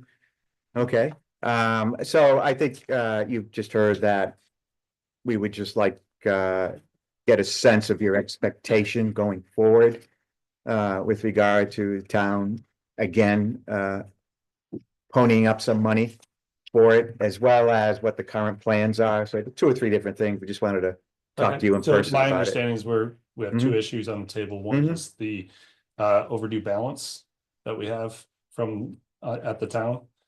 We can January, talk February, about that if March. youed like. That was, Okay. that would be an And then additional. the other issue was the go forward plan. Okay. Go forward plan is pretty simple. It's we have to do cost savings to make sure we can get to the properties that are participating in the transportation agreement, which are the lodges. So the WVLA and the resort came together and made a plan to be able to curtail the offerings of the Shush Bush to being just weekends and holidays in order to meet the budget that we currently have to operate at. As for go forward past that, We traditionally would go into October and reevaluate the budget and what we're looking for the next year, and we'll do one where the town is participating, one where the town isn't participating from that point on. And that's where we're at. Okay. Unfortunately, most of the transportation budget is in fixed assets. It's the depreciation of the buses. It's it's a lot of labor. It's a lot of the mechanical that has to take place. Well, the labor and the mechanical should decrease a little bit, but we don't want to lose too many of our bus drivers. So luckily, we've been able to keep them busy with driving our new triaxle for the project here, but hopefully we don't have to lose too many of their hours. And then the buses themselves and the transportation, the insurance, all of those things that are fixed, those we're bearing the cost of that right now. So decreasing the services will allow us to meet the budgetary constraints that we have. And those will be, weekends and holidays. So I checked the website and I see you have a summer schedule. It looks like about 17 stops. And there, as you just said, concentrating on the lodges and resort properties. Correct. And members of the Freedom Pass. Yeah, I'm sorry? Members of the Freedom Freedom Pass, Pass? places where the lodging guests are trying to get to. Okay, right. I see. Like the rec department, for example, Correct. comes to my mind. It didn't seem to me that any of those were new stops. They seem to be the old ones. You just removed a bunch, as far as I could tell. Yeah, I that can't a think fair- of any that are, it's a fair assessment. Fair assessment, yeah, because we're just a little concerned, as you may have already heard, of seeing anyone adding new stops without first. Sure. New locations, let me put it that way. So, but it seemed to me that it was just a reduction from past years, at least the summer Yep. schedule. And is it safe for the board to assume that the reductions in the winter will be essentially what's there now, plus a run to and from the mountain? No, the reduction will be less than what we currently have, because there aren't as many summer activities. So there won't be a need to run them to those places where they're doing summer activities. We won't need to be running to those areas any longer in the winter. So it'll primarily be from the lodges to the resort. Okay, if you can, so as we go through our deliberations with our new budget advisory committee, and then we go through our budget discussions, any information you can give us about what your plan is for this coming. Yeah, as soon Fall, as we have winter. it public, of course, you'll have it too. So Okay. Yep. All right, and then we just have to make a decision about town participation and the cost correct. Going forward from 2027. If I have it correct. The next agreement will be January 1st, 2027. Right. Correct. Okay. Well, those handled, I think, does anyone have any questions on those? Those are two issues, as I see. It's just the current status and your plans going forward, the resorts plans. Are there any questions on those two? No. No. Okay. And you Clarity mentioned, on the bill. Yeah. so I think there's been communication between the board and the resort via town management on this. Yeah, so far, Mhm. the communication has been that, we weren't authorized to pay this and we wanted to have a conversation with the board in public about next steps on what the board felt appropriate to settle the balance on the Right. services provided by the resort for Right. transportation.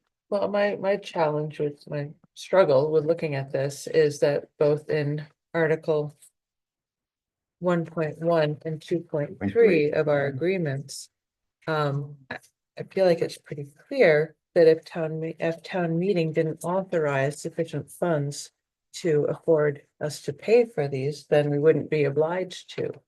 Can that's- you Yep. can you point out where you're reading this? Yep, I feel like 2.3 kind of laid it out pretty clearly. Because, in accordance with the terms of the annual operating budget and upon receipt of advanced billing invoices from WVSR, the town shall remit payment to WVSR quarterly each year, provided town meeting has appropriated sufficient funds to do so. And that's part of the reason, as I remembered, that payments would start, when we started that quarterly thing, schedule, so that April 1st, we would know at that point the results of town meeting, and it would coincide with the town schedule. So under 2.3, you said upon. What was the term you used? I'm not seeing that in my article. What provided town meeting has appropriated sufficient funds to do so? It's, right towards. the Provided end. and to accommodate the 2026 town meeting approval, the town will have extended terms to the first 3 invoices as follows. What are we looking at? What are you looking at? This is- That's not the signed agreement. That's not the one that we ended up on? Correct. That's not the signed, that's not the executed You have agreement. the 2+3, which is- I don't have that agreement in front of me, but we can certainly get it. Here's the executed agreement. I have it signed. What is it, 2.3? My understanding was that 2.3 was the Because we operative. did not agree to that. And would not have agreed to that. Delays, so section 2.3 delays the town's payment of the January, March voice to accommodate the 2026 Waterville Valley Town Meeting approval. Right, which approval we did not Right, receive. yeah, no, I think that's the one I've been Yeah, operating. under. so different language, but still refers to town meeting approval, which we did not receive. To accommodate. That's to accommodate the town approval. This is a billing cycle issue as viewed upon during the negotiation. That's why the bills in 1.1, if you go and reflect back to 1.1, they'll say.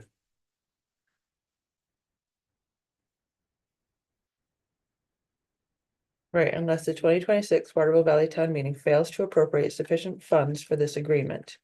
In which case the town may terminate this agreement as of the date of town meeting. And then 2.3 Well, comes you gotta into keep play. going. Notice that termination shall be provided in writing to all parties within 14 days if any such failed vote. And all outstanding fees. And all outstanding Yeah, fees must be okay. paid in full within 14 days. So you consider this a fee? Sure. I This was a bill that was put in and extended terms. We're put Okay. into the agreement to make sure that the services that were rendered during the months of January, February, and March Mhm. were paid for. Yeah, So no, I think you might be I- working off a slightly different paper. No, no, So I think- obviously, No, this no, is new information. to you. that is what I was working off of. And looking at specifically 2.3, and the key phrase was to accommodate the 2026 Water Valley Town Meeting approval, which did not happen. I guess the board's gonna have to talk about this further. Our current position is that based on the current language, the bill for 18,000 was at $230. Is not something that we're willing to pay. Well, then But we will the next. continue to The talk next about it. question would then be, why was 1.1 written in the way that it was written, where Mhm. it says all outstanding bills would be paid? And if that were the case, then 1.1 wouldn't be written in that wording. Well, I can just go what's in the wording. We did run this by town council and before we took the position we did, so this could turn into, it seems to be gonna turn into a legal interpretation of the agreement. And again, let us discuss this further among ourselves and we'll talk to you about it further. Okay, yeah, I mean, obviously I'm here because we don't want to involve council as they cost money and we Yeah, are trying to no, I preserve understand. that cost, and I'd rather Yeah. not see either the town nor the resort go down legal fees in Fair enough. accordance with this. So yeah, I'm trying to work collaboratively as is described also in the contract of working together collaboratively on dispute. So Yep, no, appreciate that very Okay. much, Jim. Well, there's Yes, also the very real reality Yeah. that the town does not have the funds. well, it does not allow us to spend the money, full Yeah. stop. But Yeah. again, we need to talk more among ourselves and see if we want to change our I'd just like to position. point Yep, out that there was please, a James. robust discussion about this, Mhm. and we agreed in good faith to continue service. You Mhm. asked for us to extend the dates, the due dates of the invoices. If you thought you might not be paying the bills, you should have pointed out that maybe we needed to eliminate service as of January 1st. And the termination date stated in the agreement isn't retroactive to January 1st. It's as of the date of town meeting. So if you expected to not hold a good faith promise to pay for the services that were provided, then that should have been made clear in that agreement. I would dispute somewhat, James, that I will agree 100% that the request not to pay the first quarter came from the town because of town meeting, right? That we didn't want to expend funds that we had not been authorized to, and that's been there for, I think, several years now. I can't remember when we made that change to the agreement. It just escaped me for a moment. But I thought the language is written, I guess we just have a different interpretation of the language is written. I hear what you're saying. Let us talk among ourselves and see what position we want to take now that you've, really come to us and stated you strongly disagree with that position of the town and that we should pay for services that you rendered. Is that a fair summary? Okay. I just want to point out in public that this isn't the first time that we've strongly stated this. There was an email correspondence. There's been a couple that goes back and forth emails quite a bit that to pointed this it. out. So Right. I Well, it just want wasn't to so. make sure we're seen as being in communication. Yes, no, I'm sorry. I did not mean to state that this is the first time we heard of it. No, I mean, there have been some email communications, but your presence here to talk about it, which frankly, I wasn't aware it was going to be part of the discussion. Otherwise, we would have talked about it beforehand among ourselves. But in any event, obviously, you're expressing it more strongly now than has been expressed in the past, from my perception. So. We have a question? Yeah. Cindy Pecos, 104 New Peak Road. The question that I have, based upon what's being said here in general, and the townspeople had voted the budget down. My question is, would the townspeople be notified if in fact this payment would be made where we voted it down? I think it would only be fair that the people. Oh, it's a requirement for us. Okay. Yeah, it's not just That's what fair. I wanted to know. We can't spend any monies that are not approved by town. But there are ways to do that in terms of when we spend the money, were we to spend money on this particular request. Okay. All right. Anything else on the transit agreement from you guys, from the board? Okay. Let's move on to perhaps a project that we both can agree on, the roadside trail project. I understand the resort, James, you've come to Ed to improve it. Yeah. No, go ahead, please.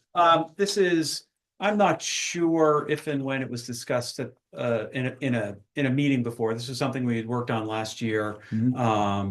Mark and Ian and I had collaborated on it. What it is a trail maintenance project. There is an existing multi-purpose trail easement that along Valley Road from the golf course through Moose Run along connects to the trail system. So that has been in the plan for that once that was subdivided by the Waterville Company years ago.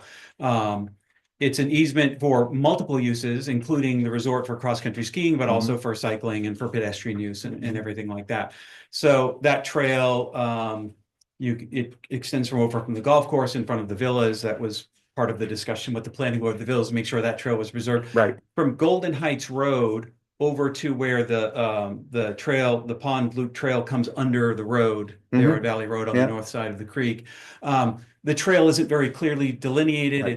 It's not well graded. And so what we'd like to do is to do some improvement there. We'll do a little grading there to make the trail more clear, more usable, better graded for all those multi uses that are provided for in the easement. And so we just wanted to bring this over. We feel like it's a trail maintenance project because we're not asking for a new trail or anything like that. What we're doing is trying to make an existing trail better suited for everyone's use. And so we just wanted to notify that work would be going on, because it's not like a piece of trail maintenance out in the woods where people aren't seeing it. Right. It's going to be happening there. We'll have some equipment out there. We'll be moving some dirt and things like that. So we just wanted to make sure people were aware, it's not related to the work going on across the street. It's a separate trail maintenance project to make that multi-use purpose trail more usable for everybody.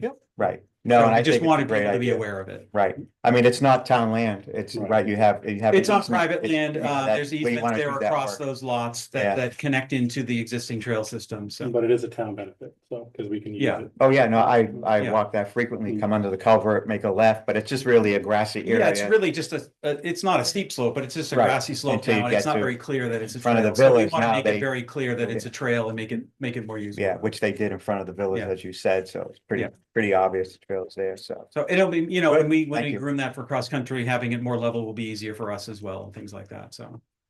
Yeah. Okay. Thank you, Any other thank you for notification. No, I think it's a great idea. No, I appreciate it. Yeah, all right. Okay. You can mow the grass up on my trail in front of my. All right, next topic is the subcommittee appointment policy.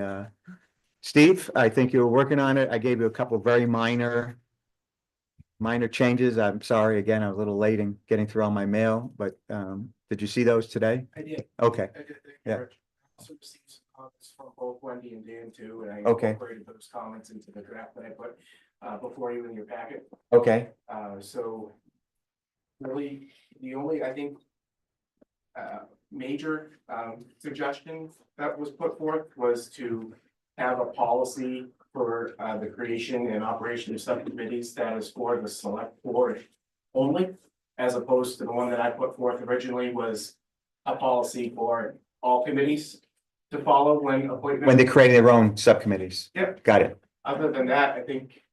unless- Yeah, see, I felt that we should have a policy that covers, if you will, both select board and the committees also being created by the planning board. So that we're all following, if you will, the same procedures and guidelines for committees. In fact, I told the planning board that this was coming down the road. You were there, Ed.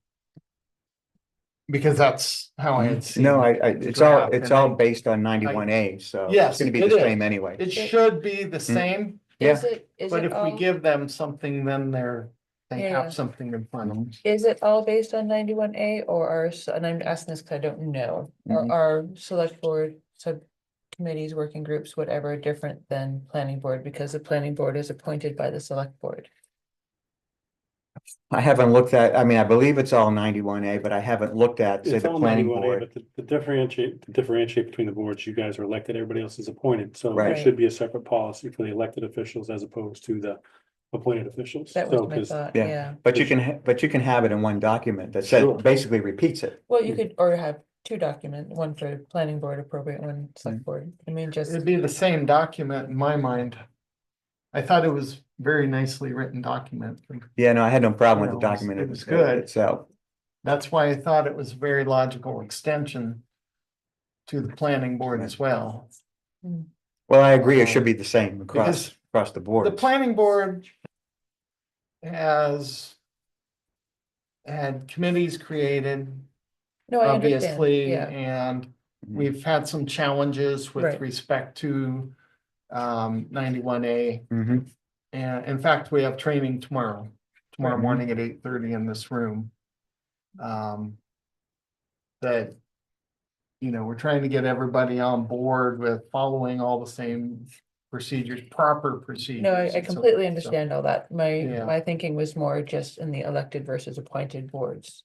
And I don't know the RSA's well enough to know. Or we if can, there's I a think we could differentiation. check on that, but I think, would you agree, Wendy, that the idea was that it's all the same? Yes, yes. To the unless there's something in the law that doesn't allow it, but I can't see Right. where there would be. I imagine 91A, Yeah, I didn't Bigfoot's think it everything, would be. right? Yes, Um, probably some exceptions would be like I made a note, like in number 4, Yeah, B. go ahead, what does it say? Basically that there, how many select board members would be a part of it. And I could see that being part of a planning board language, but for the select board, it could only be one select board Right, member. otherwise it'd be a singular. quorum, yeah. So we'd have to watch that. That's the type of language that would have to differentiate between the groups, because it could have more than. Based on quorum, right? Exactly. You cannot, Exactly. create a quorum. whatever you do with your subcommittee. Right, Yeah, you can come up with some generic language. and make it not about numbers of members, but quorum Quorum maybe, of yeah, the forming committee Yeah. or board, whatever. yeah. Um.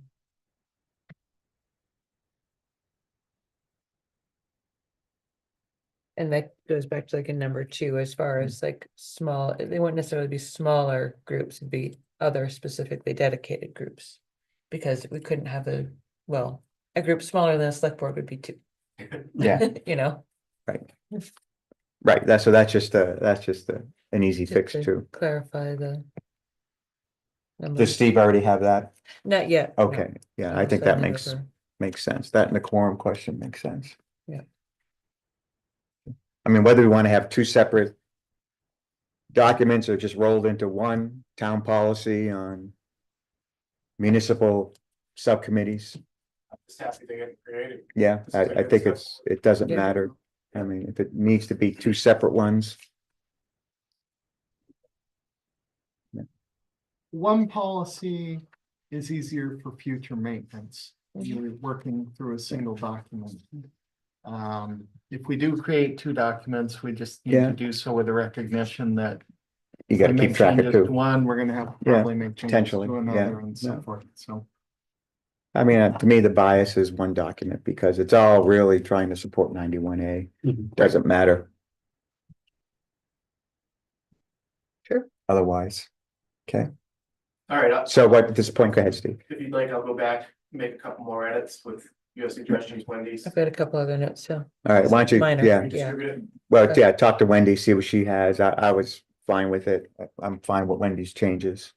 Yeah, I'm fine with Wendy's Yeah, changes. too. Ed, you had something? Yeah, no, I appreciate Steve putting the time and effort into this. Yeah. Yeah, no, it was very good. Yeah. I thought it was well crafted. Thank you. Get that straight. All right, shall we move on?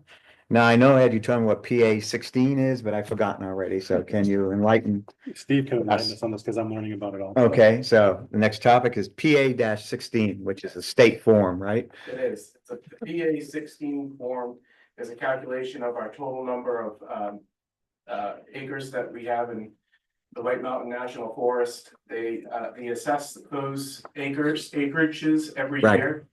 So I have to submit this form every year with that new value. And that value, Ed, hot off the press, if you could fill it in. He's emailed them 3 Right. times today. Drum roll. so. Right, So we have 40,779 total acres mm-hmm, at a value per acre of $908.41 whopping cents. For a total assessed valuation of $37,044,100. and when's the Forest Service gonna give us that check? We actually received a bill payment already. Right, of 160, 120, $124,000. So generous.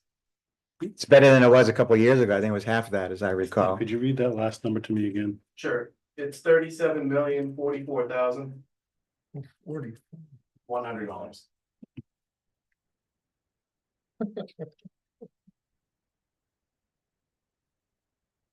What we could do with that one. All right, We need.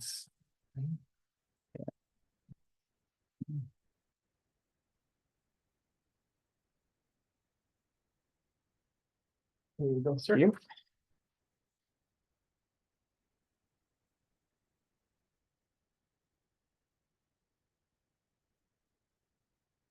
How many other acres do we have? well, it's- We were just, we're just under 500, I think, around 500. 550. It's about 550. Oh, yeah. Thank you. But privately owned.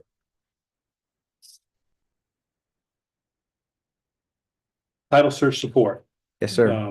I had a meeting with a wonderful woman named Kathleen Lockwood, and she came in to talk about reviewing all our titles and deeds regarding easements and right of ways. And any other unique agreements that the town might have made with not only the resort, but other landowners within town. And she sent back an email quote of $100 an hour. Steve and I went through the budget line and we figured that we could pull 3,000 from legal, Mhm. for 30 hours of service, which may or may not get the work done, but at least it'll get us a start and an idea what we would need to budget for 27 going forward, so. No, I think it's a great project. I do want to get back to Mhm. our easement review and our discussions on Corcoran Pond and Yeah. other easements that the town has. Mhm. Is she gonna concentrate on those sorts of easements as Yeah, opposed to utility? Yep, she's gonna focus, she's Right. gonna focus on the agreements between the resort and any of the amenities that the town might hold.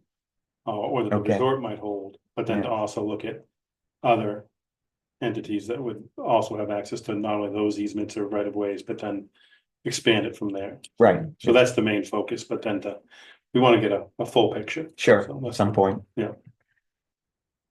Okay, that's a good start. Okay, I think we're all good with that?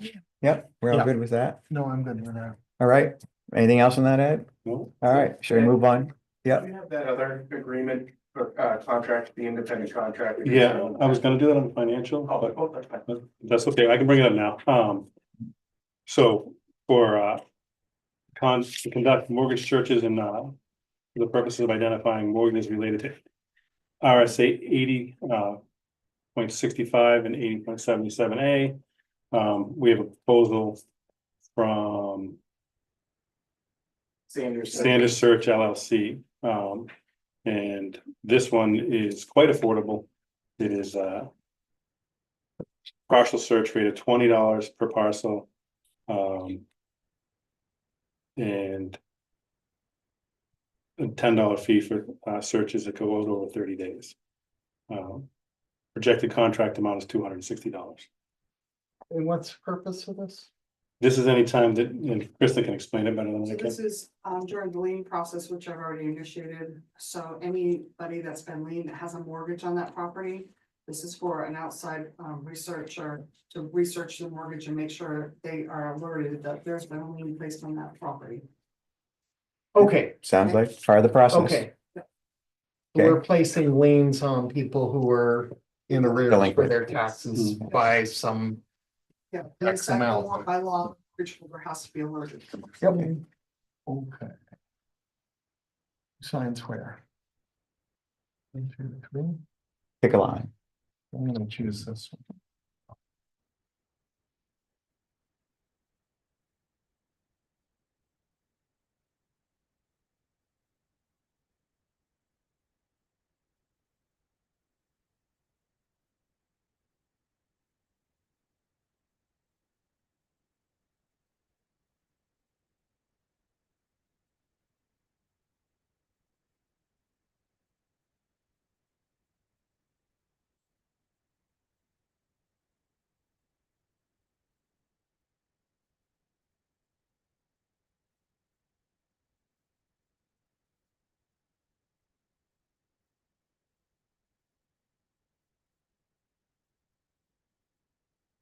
You have a silent S at the end of that, right? I do. Oh my. Good. Oh, there you go. All righty. Oh, sorry. Let's move on to favorite topic, the wastewater treatment plant project. Any updates on any of the categories you'd like Going into to? my email now. Like to bring We to our had 2 attention? meetings at Black and Beach this week, one on Monday at Mhm. 10. For design review, and then we had one today for equipment selection process. If you're familiar with the acronym BABA, Buy American, Build American. It's a requirement from the federal state government that we purchase equipment, Mhm. if possible, that's American made.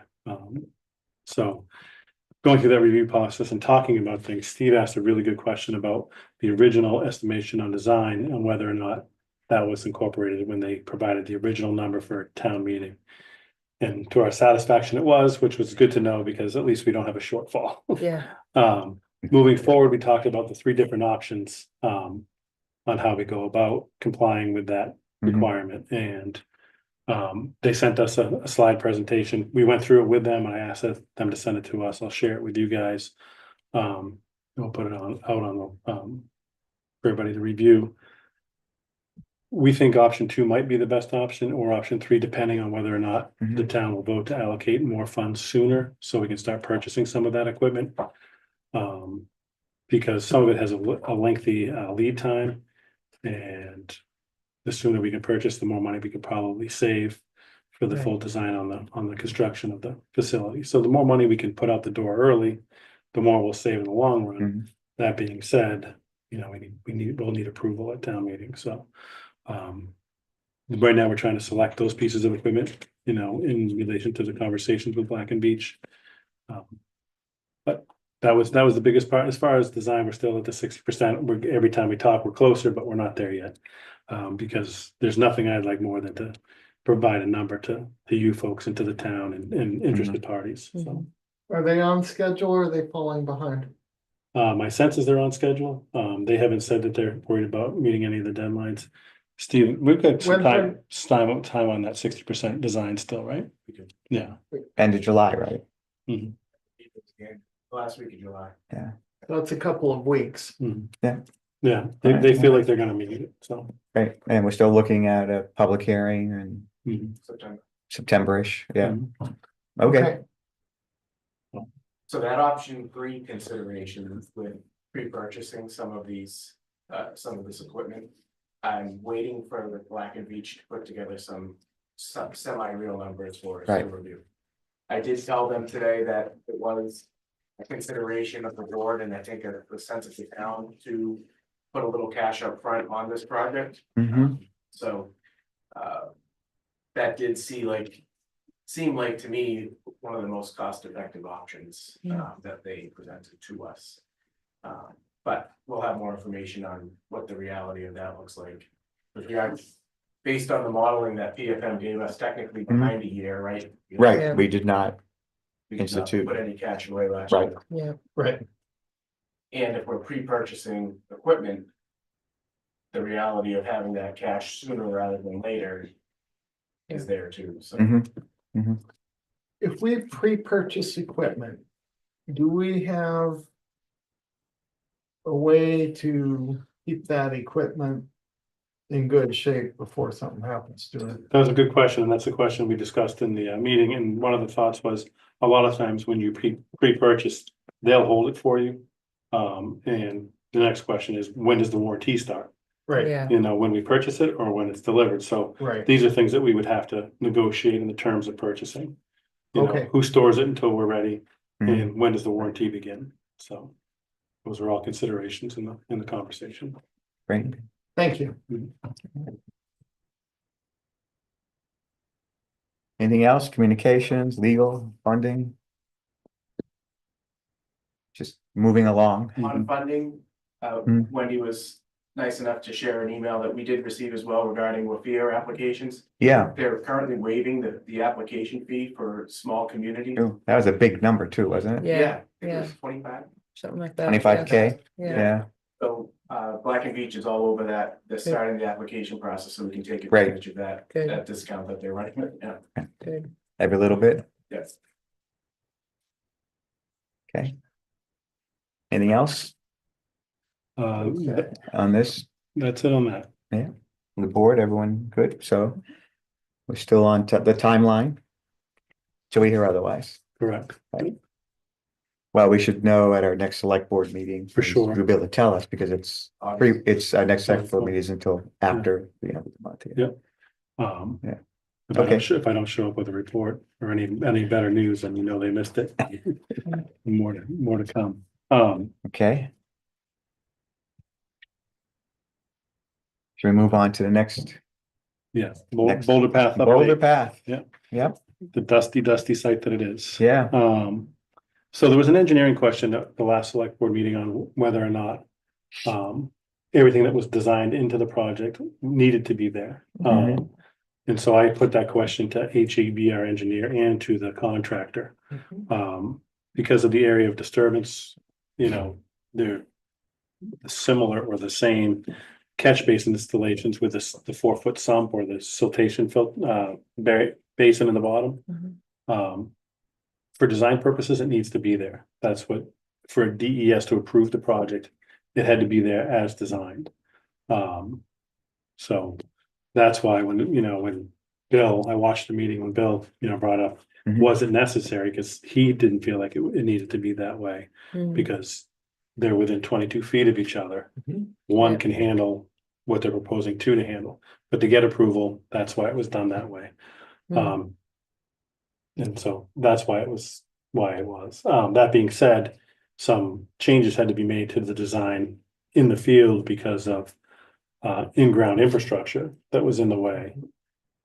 So we made some field changes. It saves the town a pretty penny at the time. Of course, other things have occurred since then, which are now Eat it up. taking out of the savings. Yeah, We're still probably gonna have an overrun of cost because of all of the hidden infrastructure yeah, that. never I guess fails. I guess is what it's known as working in Waterville Valley. Right? Yeah. That there are things that nobody knows are there, and then until you dig into the ground. Yeah, as these things are found, are they being noted? Yeah, they're not only being noted, they're being cataloged and added to the Yes. design, Good. so that when we have an as-built from the contractor, It will the include, information, it'll all be there for our town records moving forward. okay, So, good. the one benefit to that is, Mhm. Did we have as-built plans from the original installations of all this stuff? yeah, but nothing's even close to what it Is actually there. is marked on the plans, not even close by Hmm. 50 feet. So it's been challenging. I'm out there every morning. I stop by most mornings. I spend a good Yeah. half an hour with the crew, Yeah. talking through the conflicts that they're running into, asking what we can do to keep them moving and what we can also do to Yeah. keep the cost down, because every time they Yeah. run into something, it costs us money.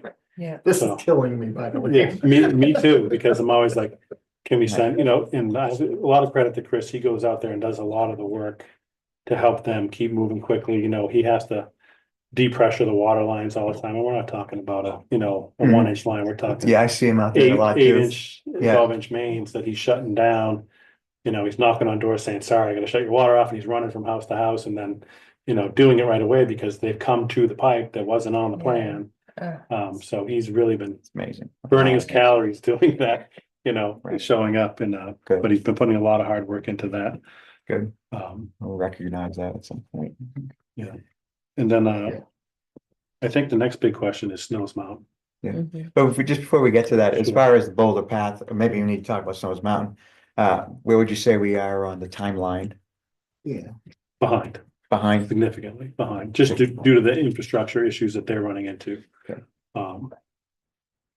I can ask for an Right. update on what that for the next meeting. I'll provide a Right. number of. So- It'll be, we're starting to get questions, Mhm. at least I am, and I think I have a faint recollection that we were talking about paving in August. And it doesn't look like to me, and I'm by far, I'm no expert in any of this stuff, but it looks like they're still doing drainage work. There. So I'll get that information. Right, for you. and that rolls nicely into, speaking of Snows Mountain. Snows Mountain, which Yeah. has a signed contract as well to start Yeah. construction, them being delayed on Boulder Path. And then the pressure that we keep getting calls at town hall to please postpone or delay the project on Yeah. Snows Mountain so that sewer can be reconsidered again for now. I think Rich and I discussed that it would be the 5th time.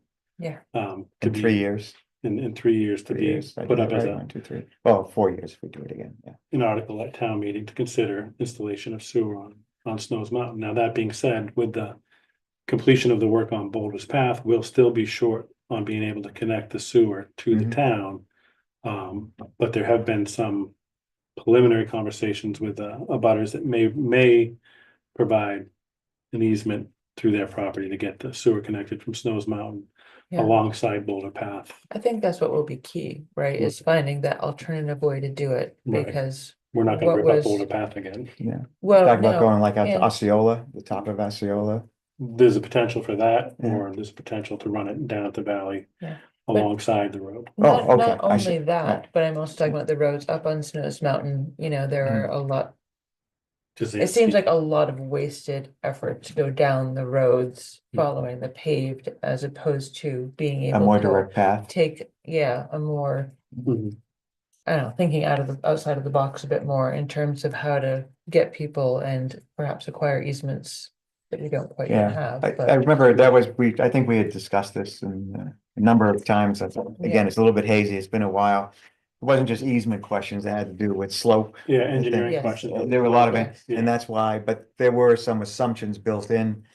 I think you reminded me of one not that long Yeah, ago about it we was- wanted to put it down the middle of the road, Right, so, right, so one of the water line, so. the Yeah. issue that we're running into right now in this discussion is HEB has been moving forward with an engineering proposal to put the water line in the middle of the road, Mhm. to right, leave the existing water line where it is in place now, which has some issues. But if you put the water line in the middle of the road, you're never putting sewer on right, Snows Mountain Yeah. Road, because there'd be Right. no room for it. They'll be Right. too close together. So now we're talking about digging up the old water line, going to a temp water service, which was the original proposal, and then running the water line in the original ditch that was dug for it, and Yeah. making the improvements where they need to be. right, And then we'll have room for sewer. My recommendation is whether sewer occurs or not in this budget cycle. I would never wanna, put the town in a position where they could never have sewer on that oh, road. absolutely, yeah. So it should always be to the side. So I'm asking HEB to Mhm. stop the engineering from middle of the road, put it back to their original design, which was on the side when they were designing for sewer. So Right, we've moved back to that, and then we're just waiting to find out on, whether you guys wanna delay the Snows Mountain project and then bring the proposal. You may back not to have that town. I decision. don't Right. see them as being ready to start digging up that entire. Yeah. There's no penalty to delaying it, and there's no, and they said that, they enjoy working with the town and they wanna continue that Yeah. relationship, so if we just guided them and said, you know what? Why don't we're gonna postpone it, you'll either be doing it as the contract is signed, or whatever inflation might be, or Right, Yep. we're gonna get a vote at town meeting again, and if we get approved, we'll be putting sewer in, so. Yep. I mean, just the delays on Boulder Path, as we always suspected, was going to make it Correct. difficult for them to. I think their initial hope or plan was to Mhm. start work on Snows Mountain Right. this construction season. So, Now, do we have a way to get around the pumping station they were gonna put up at the top? yeah, we're There- working that on was- ways to make sure that that was the Six 700. hundred thousand or something. 720,000. Yeah. I Yeah, think, that was the a lot total- of the money. Total amount Right, And for I those think, four houses. yeah, we're gonna try to design that out and figure out a way to get them connected, and that's where we're talking about the engineering challenges of the slopes below, behind those houses. yeah, I just think Okay. we need creative minds there. Yeah, I think we can get there outside of that Right. expensive. Because that reduces the cost to something that Mhm. makes it Mhm. much more manageable for Right, Well, people it, to accept. if yeah. you will. but there also was the O&M costs going forward, that, Yes. that, Right. could be. Yep. Could be, not gonna say excessive, but, significant, significant, thank you. Yeah. Of running that line, given the topography and the right. geography, et Yeah. cetera, et cetera. Mm. That's gonna be a tough line to maintain. I mean, we'll have to keep on top of it, right? I mean, Right. Yeah. So, just looking for guidance from the board to tell them to pump the brakes on Snows Mountain, and we'll put it on as an article, or? I does think it- so. Yeah, no, I think we're that's definitely, what- that seems to be the sentiment, at least the people have taken the time to talk to us about it. Yeah. That seems to be, we'll give it, we'll give another bite at that apple. I think we've done it 4 times in 3 years, so we'll do it Mhm. 5 times in 4 years, I suppose. Okay, And I don't think it's gonna, as you said, they don't seem to, they're not. They're not pressing to move on Snows Right. Mountain, so. and Now, is it realistic Hmm. to have a new number in time for town meeting? Like, how would that work? So if we're because they had, pumping breaks, yeah, how much time does anyone need, whoever's gonna come up with this different way forward? How much time does that realistically need to find a more common sense way forward than what we had? let me just go to my calendar, because I have a Yeah. meeting with all involved.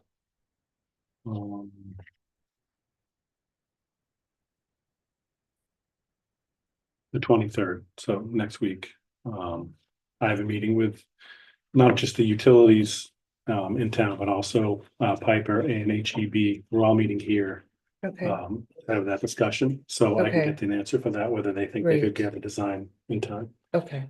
The fact that they had a design, it shouldn't take as long. Yeah, I think Because they it'd be have a lot of, they Yeah. have, there shouldn't be They a lot know of, the, yeah, you know, site visits at this point, they have all their data. so. exactly, yeah.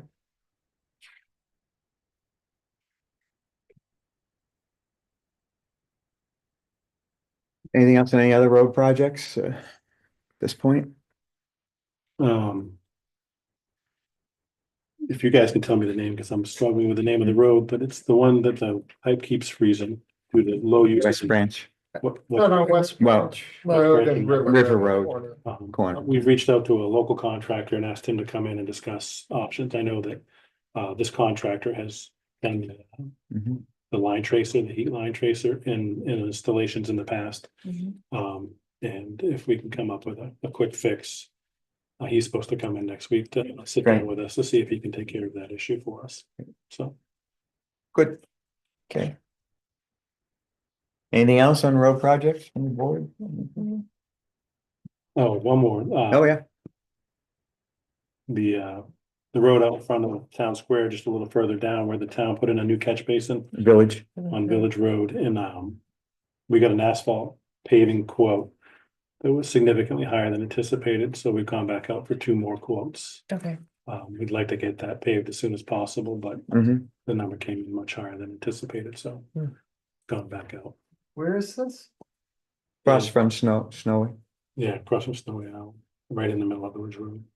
Oh, It took up some of the sidewalk too to put it, Okay. yeah. okay. We, pavement should have been done, but the number was shocking. Okay, Nothing's getting cheaper. all right, shall we move on to, speaking of money, financial report? So you guys should have the most current copy, of both. Revenues and expenditures, yep.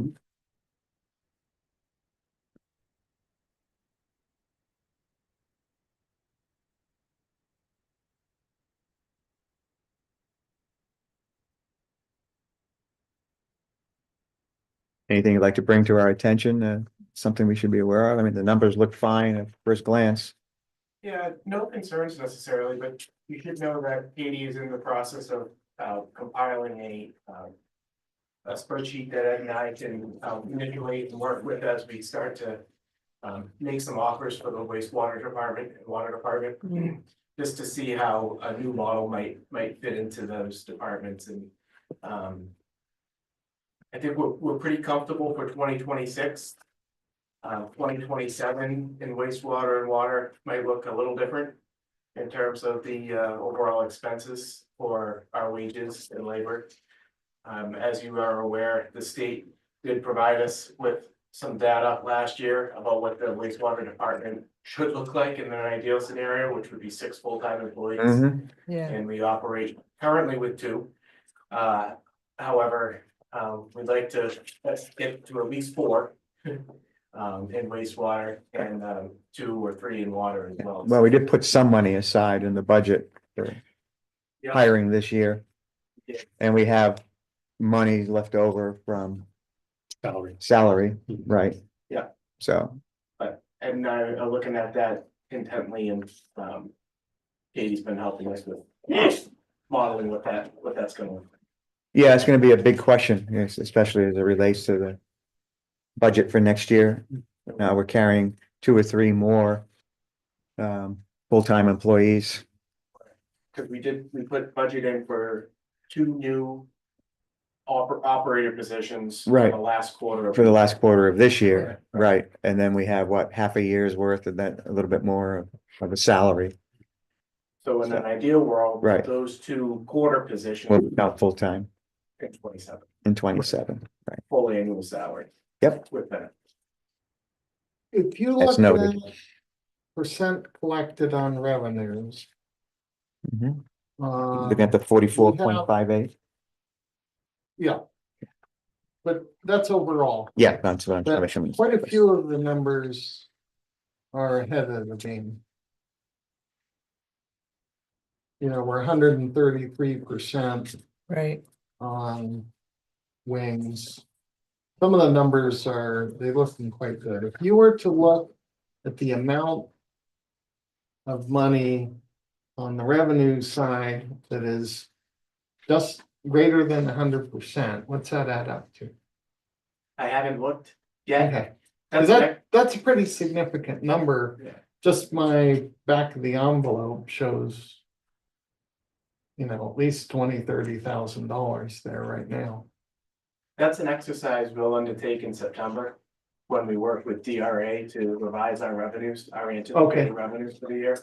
Okay, We'll look intently with that. I'll share that information with the board before we give it to DRA for your opinion and suggestions on how that effort will affect the tax rate.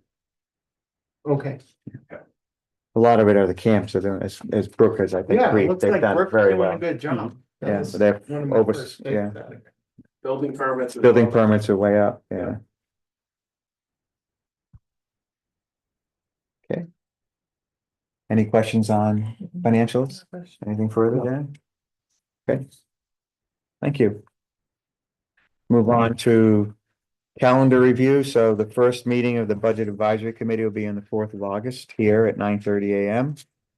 I think you mentioned tomorrow, there's a briefing presentation by NHMA for the planning board or anyone else wants to attend on the ins and outs of 91A. Yep.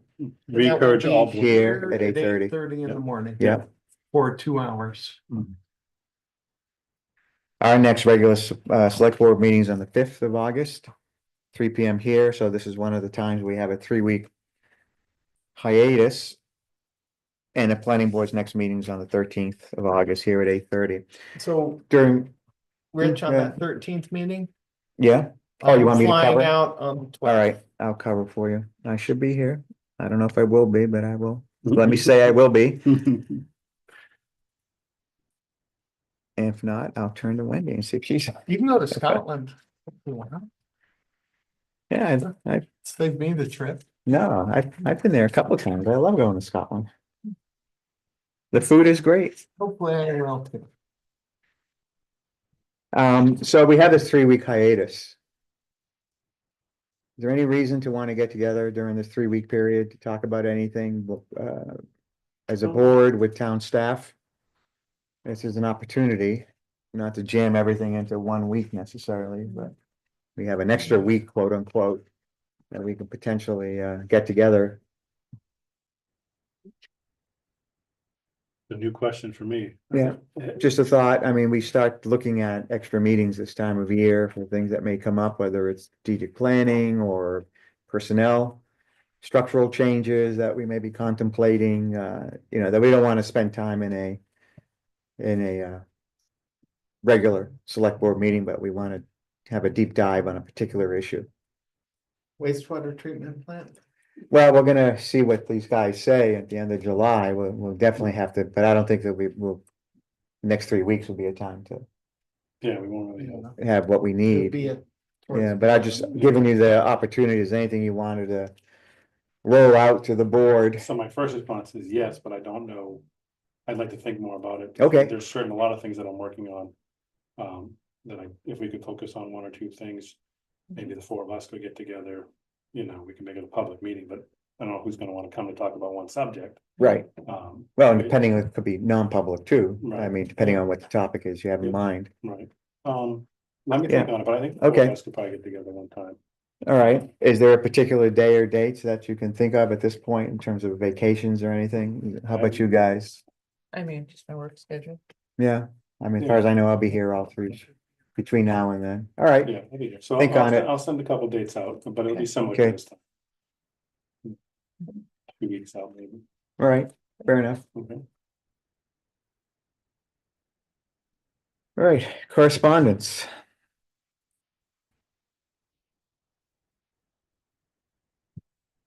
Nothing? No, correspondence. So, Rich, we got an email, I think you were copied on, from an individual who was concerned about making requests for certain information from the town. Yes. And we provided a link to both the town website and to YouTube for the individual to go ahead and locate that information that's electronically readily available. we got another email stating that they weren't satisfied with our response. But we went on and proved that the links are where the information is that was requested. If that individual or any individual wants that information and doesn't want to do the work, they can submit a formal 91A request to the town. But I know that we're backed up by the Attorney General saying that if it's electronically available and on your website, then you've met the requirement. So we provided that information to the individual who emailed with us. So I just want to make you guys aware of that correspondence. So. Yeah, this may be just a clash of cultures based on changes with a new town manager and a larger town and whatnot. I mean, it was pretty common practice in the past if a resident had a question to have potentially have an extended conversation, both in real life and via email to work through an issue. And I think that's what's essentially at the assumption here that we're going forward with that. But in fact, that's not the case. And so if anyone has any, I'm assuming you guys agree with this or maybe want to talk about it, that the standard town response is request for information, please check the website, certainly contact the town, maybe they can give you a pointer of where you could find it. If you're not satisfied with that and you want more information, there is a process that you can start that will require the town to respond to you. Maybe not in the way you want, but there is a legal process. Yep. Is that fair? That's exactly what we're. Yeah, I'm okay Is with that. that the way we're going? Okay. As we get bigger, Yeah. that becomes even more of a thing. I There's really only want. so much we can do. I want to point out the fact that, with the budget cuts that were made, at town meeting, the staffing issues that we have currently and all the demands that are being made on this department, I'm gonna steal the words that you say. We run like a little city. I mean, we have a lot of amenities that a very small town normally wouldn't have. And for us to manage and maintain that type of operation. We would need somebody else within the administrative office just to do these requests along with other things. So we're focused on the operation of the town. I noticed a town south of us this year did post for an administrative person just to handle their 91A. It's a real issue. Yeah. I wish the state would tighten that up a bit. There have been requests to tighten it up. Not so much because of residents asking, but outside actors asking for huge raft of it's a information. problem. A lot of companies are looking for certain information that isn't readily available in smaller communities. For instance, solar companies often will send out a blanket email to every municipality saying, how many solar permits have you issued in the last 6 months? And you have to provide that information. And it's, for a small town, you might have one part-time code enforcement officer. Yeah, state really needs to tighten that up. There have been proposals, but they never seem to get out of the legislature. It appears. And this is not to say, of course, if anybody wants to talk to the select board or the planning board, they can certainly have every right to come. Please, by all means. Okay. Shall we move on? That was it for correspondence? That's what I did. Board concerns and directives. I have a few things, but if you guys want to, if you guys got anything, please. You want to go first or do you want? No, go for it. Okay, I was at the last planning board meeting and we had a fairly extensive discussion of the CIP. The CIP committee's putting a lot of effort into this year. A lot of the numbers that they're getting from our townsfolk, I don't think have a great fidelity associated with them. When you say town folks, you mean? From town Employees, employees, okay. yeah. So some of the numbers just don't seem reasonable, and that's something that will have to work moving forward. This was just initially a first cut, and it should be viewed as such. Sure. So they're still working on this. Now, they were scheduled to meet with the select board, according to their notional plan, they had a plan laid out for Mhm. meetings and such. They wanted to meet initially with an initial meeting with the select board in mid-July, which is where we're at. Right. Obviously, that isn't happening, and so I think that will end up happening in the early fall. Okay. So I just wanted to pass that along. And then obviously they're trying to add some priorities to things, but we will be the ultimate arbitrators of all that. So Mhm. as we move forward. Does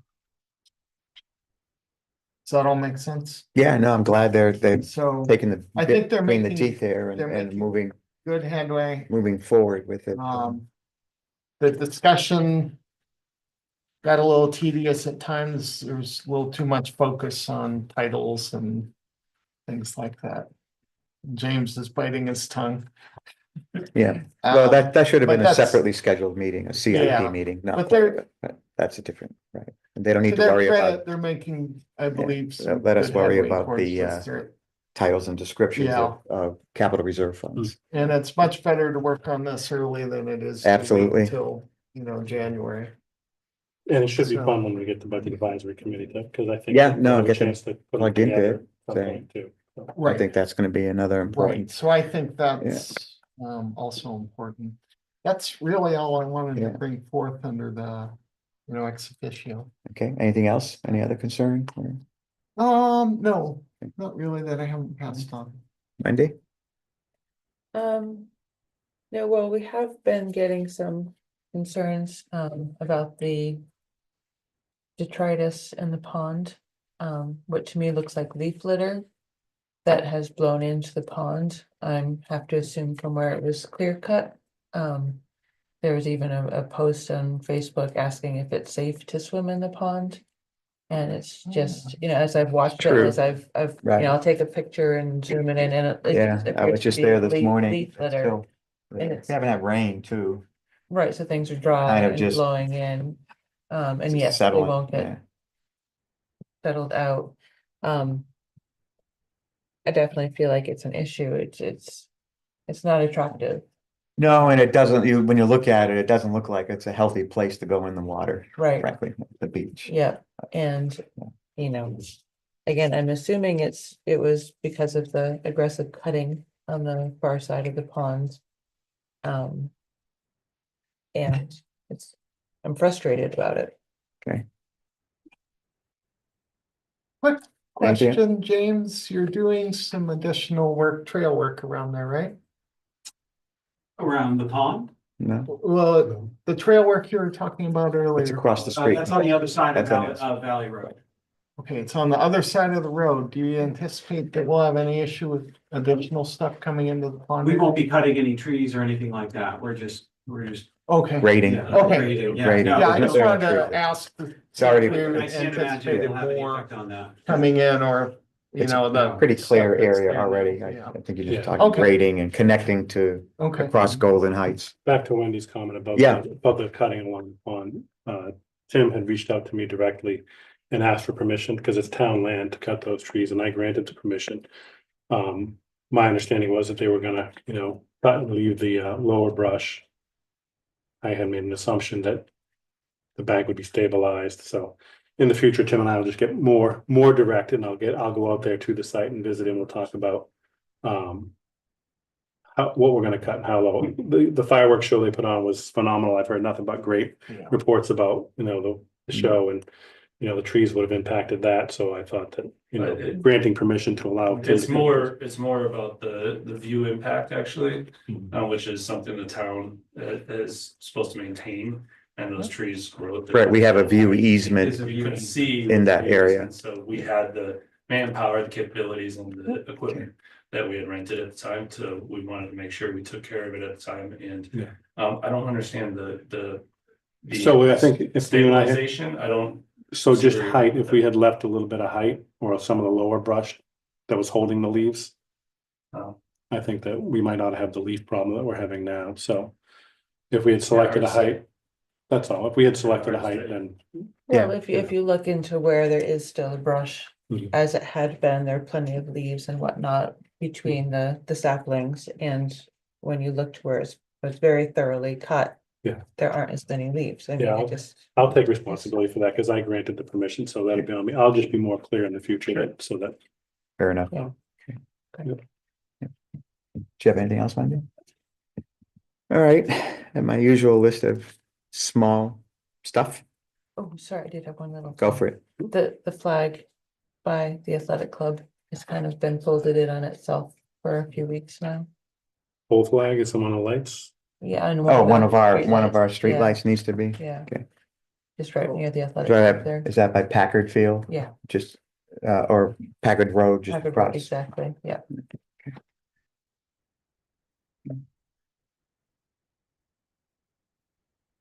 Okay, moving on, I did want to say to you, Ed, that I have, received, compliments, especially people seeing you out there with your coffee cup early in the morning, so it is being noted. I don't think this is a surprise to you, now that you've been at the town 11 weeks and counting, that we have an engaged group of people who live here, so they came up to me and said it was quite nice to see the town manager out there before 8 o'clock, actually, you know. I try to get into town early and do Yeah, a, so- a drive around and a Yeah, walk around. it is being noticed, so thank you for that. Thank you. As I said, a couple very quickly, small stuff. The town maintains a bulletin board in front of the library to the right of the library entrance with a map in it. It's starting to get a little, let's say, I think Weathered. weathered. It probably needs to be, if not repaired, at least repainted after it's, especially at the top, after you scrape off all the flakes that are left that are peeling, that sort of thing. I'm not sure if it's still there, but as of 2 nights ago, there's an abandoned broken bicycle. Already off that. done. Took care of it, all right. Been there for a while, yeah. And I also want to give a compliment, I assume it was the developer who, I have been complaining for a long time about the condition of the corner of Golden Heights and Valley with the sign and the pile of rocks and all the other detritus that was there, but they really did a good job of cleaning and fixing that up. I still don't know what that red square sign is meant to convey, but it's got a name. It says roadside on top of it, and that was what I really love to see other directional signs on trail signs be refreshed, as was the resort shuttle signs. I think they look great. It looked like they put a new frame up on the ski sign that was on 49, or is that just my eyes playing a trick on me? It's the same. The same, okay. Yeah. I think that, all I wanted to. Sign itself, it's safely stored. I was actually in the DPW garage Yeah, today. okay, waiting for an auction. Excuse me, they have Yeah. it wrapped in Yeah. boxed plywood, so it's protected. I was concerned that it, Right. in any working garage, an errant tool gets dropped on it or something else, and it's, And it's a very. done, yeah. Right, so they've made sure to Okay. wrap it up and protect it. Excellent, yeah, actually, Good. thank you, that reminds me, just. Mm. We had talked previously about auctioning off the street signs and other Right. signs. Yeah. And just want to make sure the board is still in support of that. The initial date that we'd been tossing around was Columbus Day weekend. Right, yep, yeah, And if there's anything that you've thought of those funds being used for, and, because it'd be nice to say, auction to support something, yeah. XYZ. New Oh. signs. Yeah, new Yeah. signs would be, I Yeah. mean, there's a certainly a missing road sign at Greeley and Snows that we haven't been able to put back up, the stop sign's back up, but the actual road sign is not. Might be helpful to some folks, okay, yeah. But Thank you yeah, for that. just to keep thinking about. What else we could, what I we could- don't know, see what our budget looks like then and see where we might have to plug in some money. Hmm. But yeah, sign work would be good, because we have a lot of signs we could put up if we can buy some posts. Mhm. Mhm. Okay, Is there a reason that we didn't buy the posts? town turned it down. town meeting. Town meeting. So how do I buy posts when there was no vote to buy posts? It's complicated. And that's why the ski sign is, we can't do anything with it. Yeah, it was a failed motion, special warrant. Okay. I am gonna adjourn the meeting, but I see James, you and Tim are here. Was there anything in particular? No, we just. You love just- Government. Don't you get enough of it in Northampton? I do. Just can't get enough, huh? Well, All righty. fireworks on the fourth were very patriotic Thank you. and very much appreciated by everybody. So thank you. Not my dog. Everybody was singing. It was incredible. my dog. People were singing to the music. I'm glad you enjoyed it. Thank you, guys. See you. All right, I would like to have a non-public session. There'll be a motion, I will make a motion to go into non-public for personnel and, Before- oh, yeah. Strike that. I didn't say any of that. No, you said it. Oh, Okay, I said I it. just wanted, you didn't make a motion to adjourn yet. No, Okay, no. because I No. thought I heard that. I was like, oh. no, I was saying to them that I'm planning to adjourn. Okay, that's but- what it was. Yeah. During the meeting, but I had in mind that we're gonna do a non-public for that. So a motion to go into non-public for personnel and negotiation now. All right, I'll second that. All in favor? Aye. Okay, let us know when we're appropriately off.